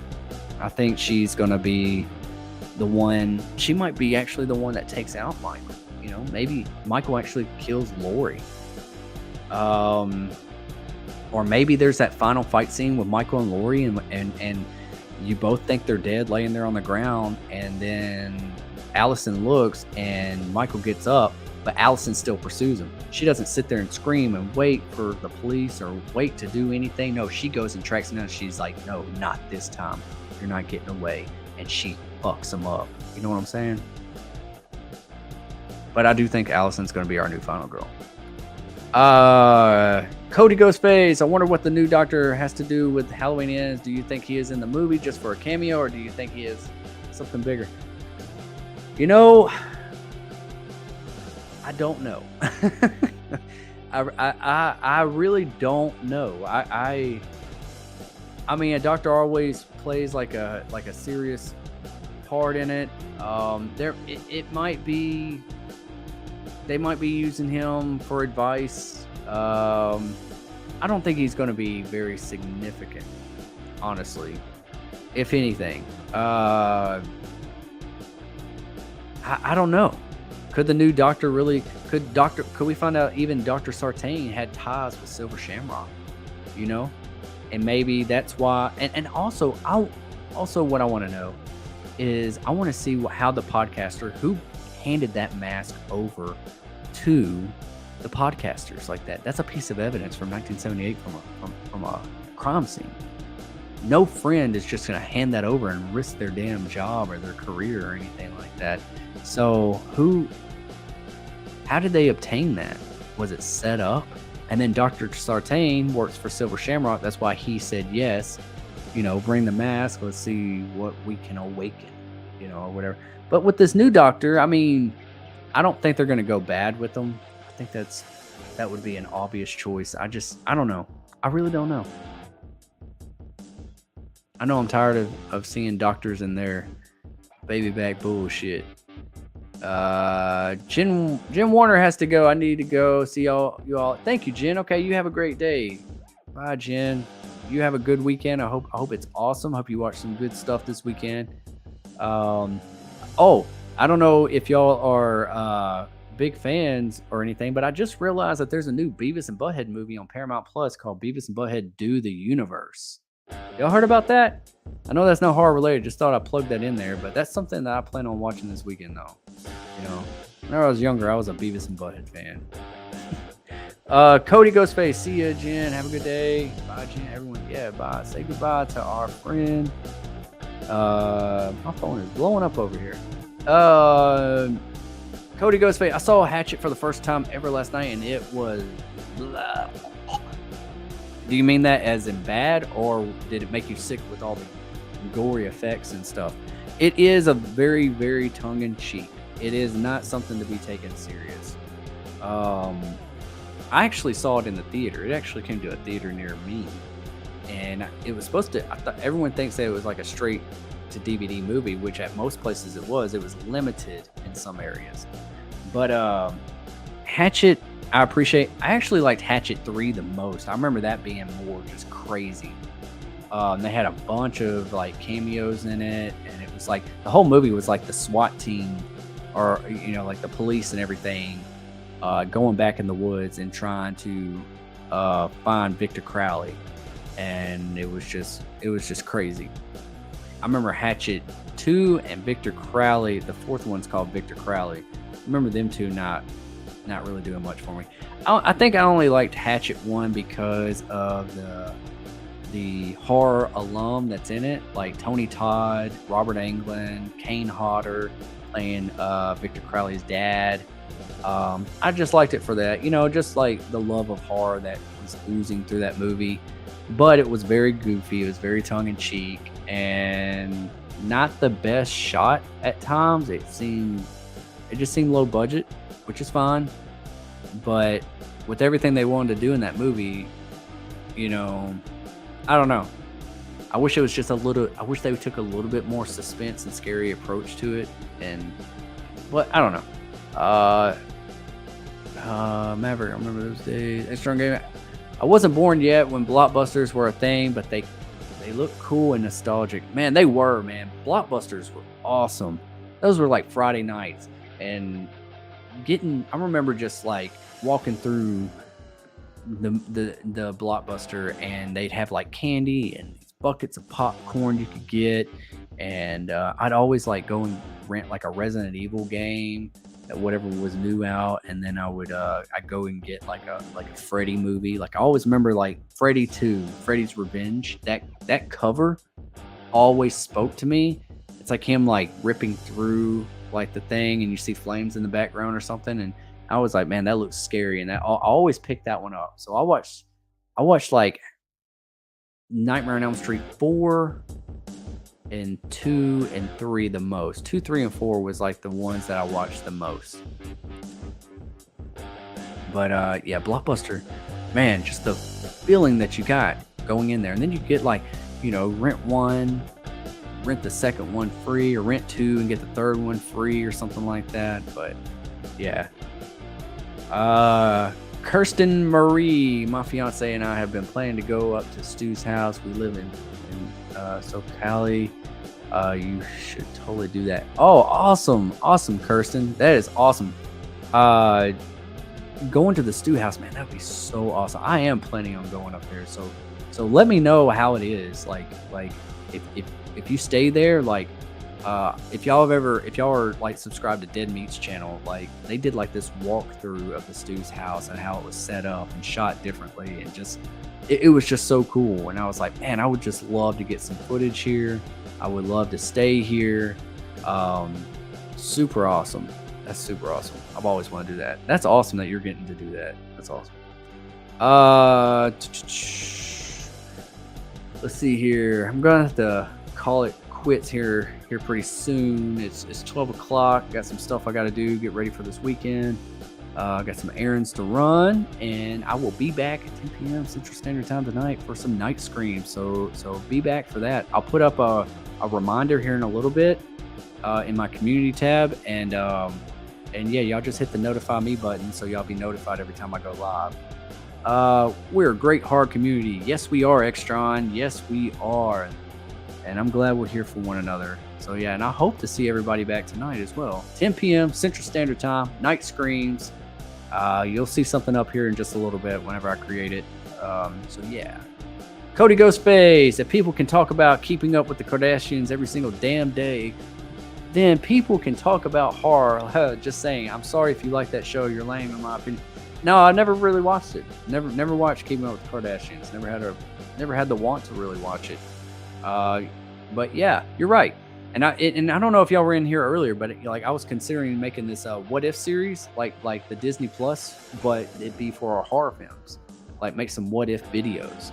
You know, what if we went this direction or that direction. So yeah. Let's see here. Yeah, if we don't get any like super chats or anything like that to continue the stream to keep going, that's what keeps the stream going. But I pretty much make it an hour or two, 10 a.m. to noon every day. So yeah, I kind of need to keep it to that. But yeah, extra. So I'm probably gonna rush through these comments. Thank you for being here, and if I don't get to it, I'm sorry. I will respond back to you whenever I go back and watch the videos. So, Extron Gaming, Cody or the Johnny Depp and Amber Heard situation. I always hear people talk about that. Yeah, I know it. I know it. I'm kind of tired of hearing about it, but I'm glad it's over. They're still talking about it. They're still making money off that thing. Kirsten Marie, it's okay. Everyone says my name wrong. I started responding to anything close to it. Hey, I'm the same way, Kirsten. I'm Destin, but everyone always calls me Dustin or Devin. People even call me Devin, and I was like, what? Like, it's nothing. I guess it's kind of Destin. I guess, yeah, whatever. I don't know. I feel you though, Kirsten. I feel you. Cody Ghostface. I'm a guy trying. It was days ago. Get over it. Who we all know? All right.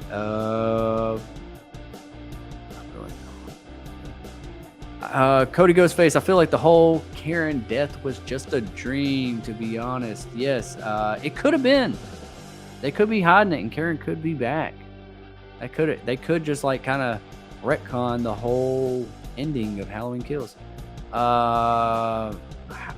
If I butcher your name, I'm sorry, Munir Chafraud. Welcome to the stream. Welcome. In 40 years, we never heard one word from Michael. Maybe this time he will say why he kills. Maybe. I don't think we really want to hear him talk. I think that would piss off a lot of audiences. Think about it. So maybe that's what Jamie Lee Curtis meant, is that Michael is actually going to talk in this one. Because that's all Dr. Sartain wanted him to do, was say something. Say something, Michael. I don't know. I'm hoping not, honestly, but it's a possibility. Cody Ghostface, we never seen the inside of Michael Myers' mask. Do you think the Shamrock logo is inside it and it's been a whole time and that's what's controlling?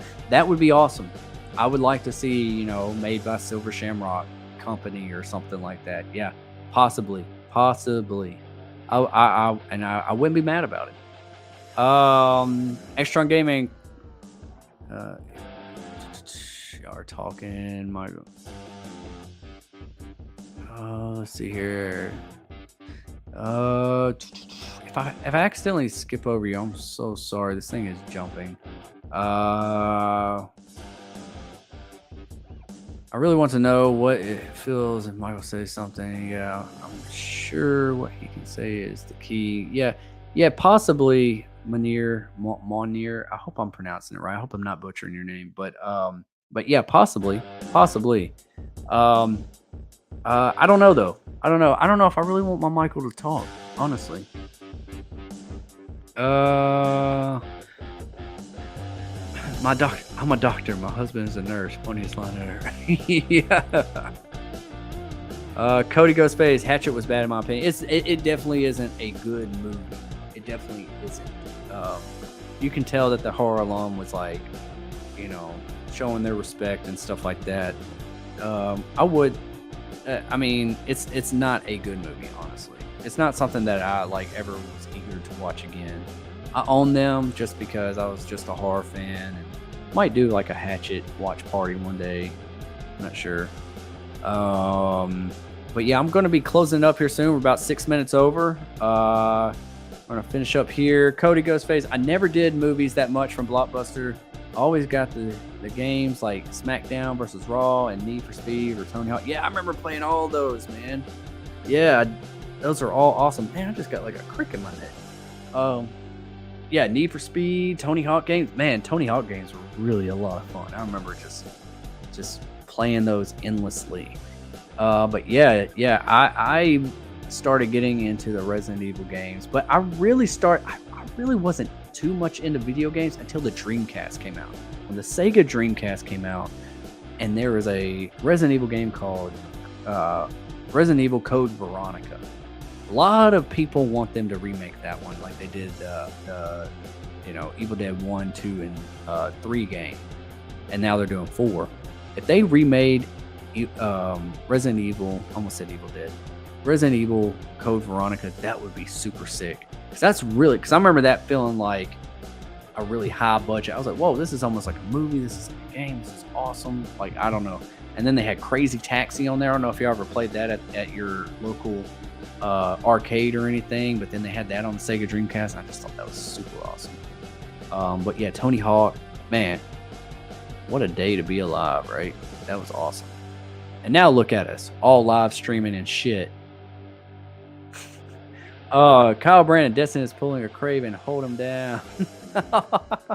Sorry. I'm not trying to, but I've just been demonetized for so long, and I've lost out on a lot of money, and it's not y'all's fault or anybody else's fault, but YouTube's.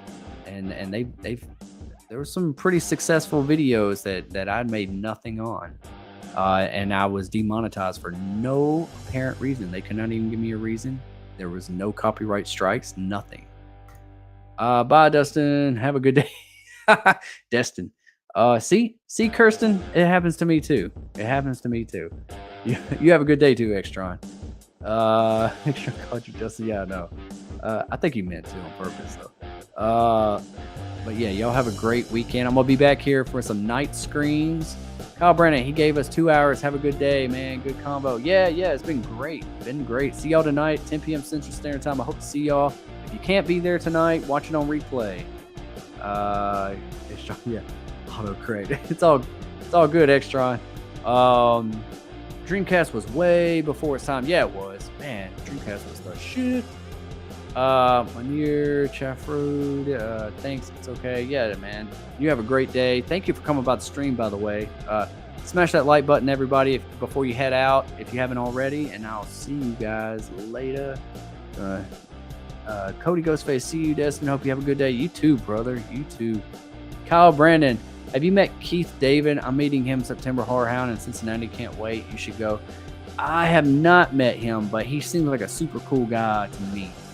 I think he's actually going to have a part in Chris Stuckman's movie, Shelby Oaks. I think I saw him like behind the scenes or something like that. So that's pretty cool. If you do see him, and if you're a fan of Chris Stuckman, and Chris Stuckman's making this horror movie, mention it to him. It's pretty cool. I don't know how predominant his role is going to be in that, but yeah, Chris Stuckman's got a really great channel. So yeah. Okay, guys, it looks like that is wrapping up this stream. I will be back tonight, 10 p.m. Central Standard Time for some night screams. Love you all. You have an awesome Friday. If you're at work, just make it through it and get to the end and have yourself a badass weekend, okay? All right, I'll see you guys tonight. Have your drinks ready, have your food ready, have your popcorn ready, and we're going to get into some what if scenarios. That's what we're gonna do tonight. We're gonna touch on that tonight and kind of see how that goes, and maybe I have some future videos of what if scenarios. And Kirsten also hit me up with some ideas, like we said earlier. That'd be awesome. Uh, he's in Nope. Oh, okay, okay. Small role in Nope. Okay, cool, cool, cool, cool. Bye, Kirsten. Bye, Kyle. See you guys later. Hopefully I see y'all tonight as well. Bye. Have a good week. You too, brother. All right, guys. This is Destination Station signing off. I'll see you later. I'll see you on another time. Peace.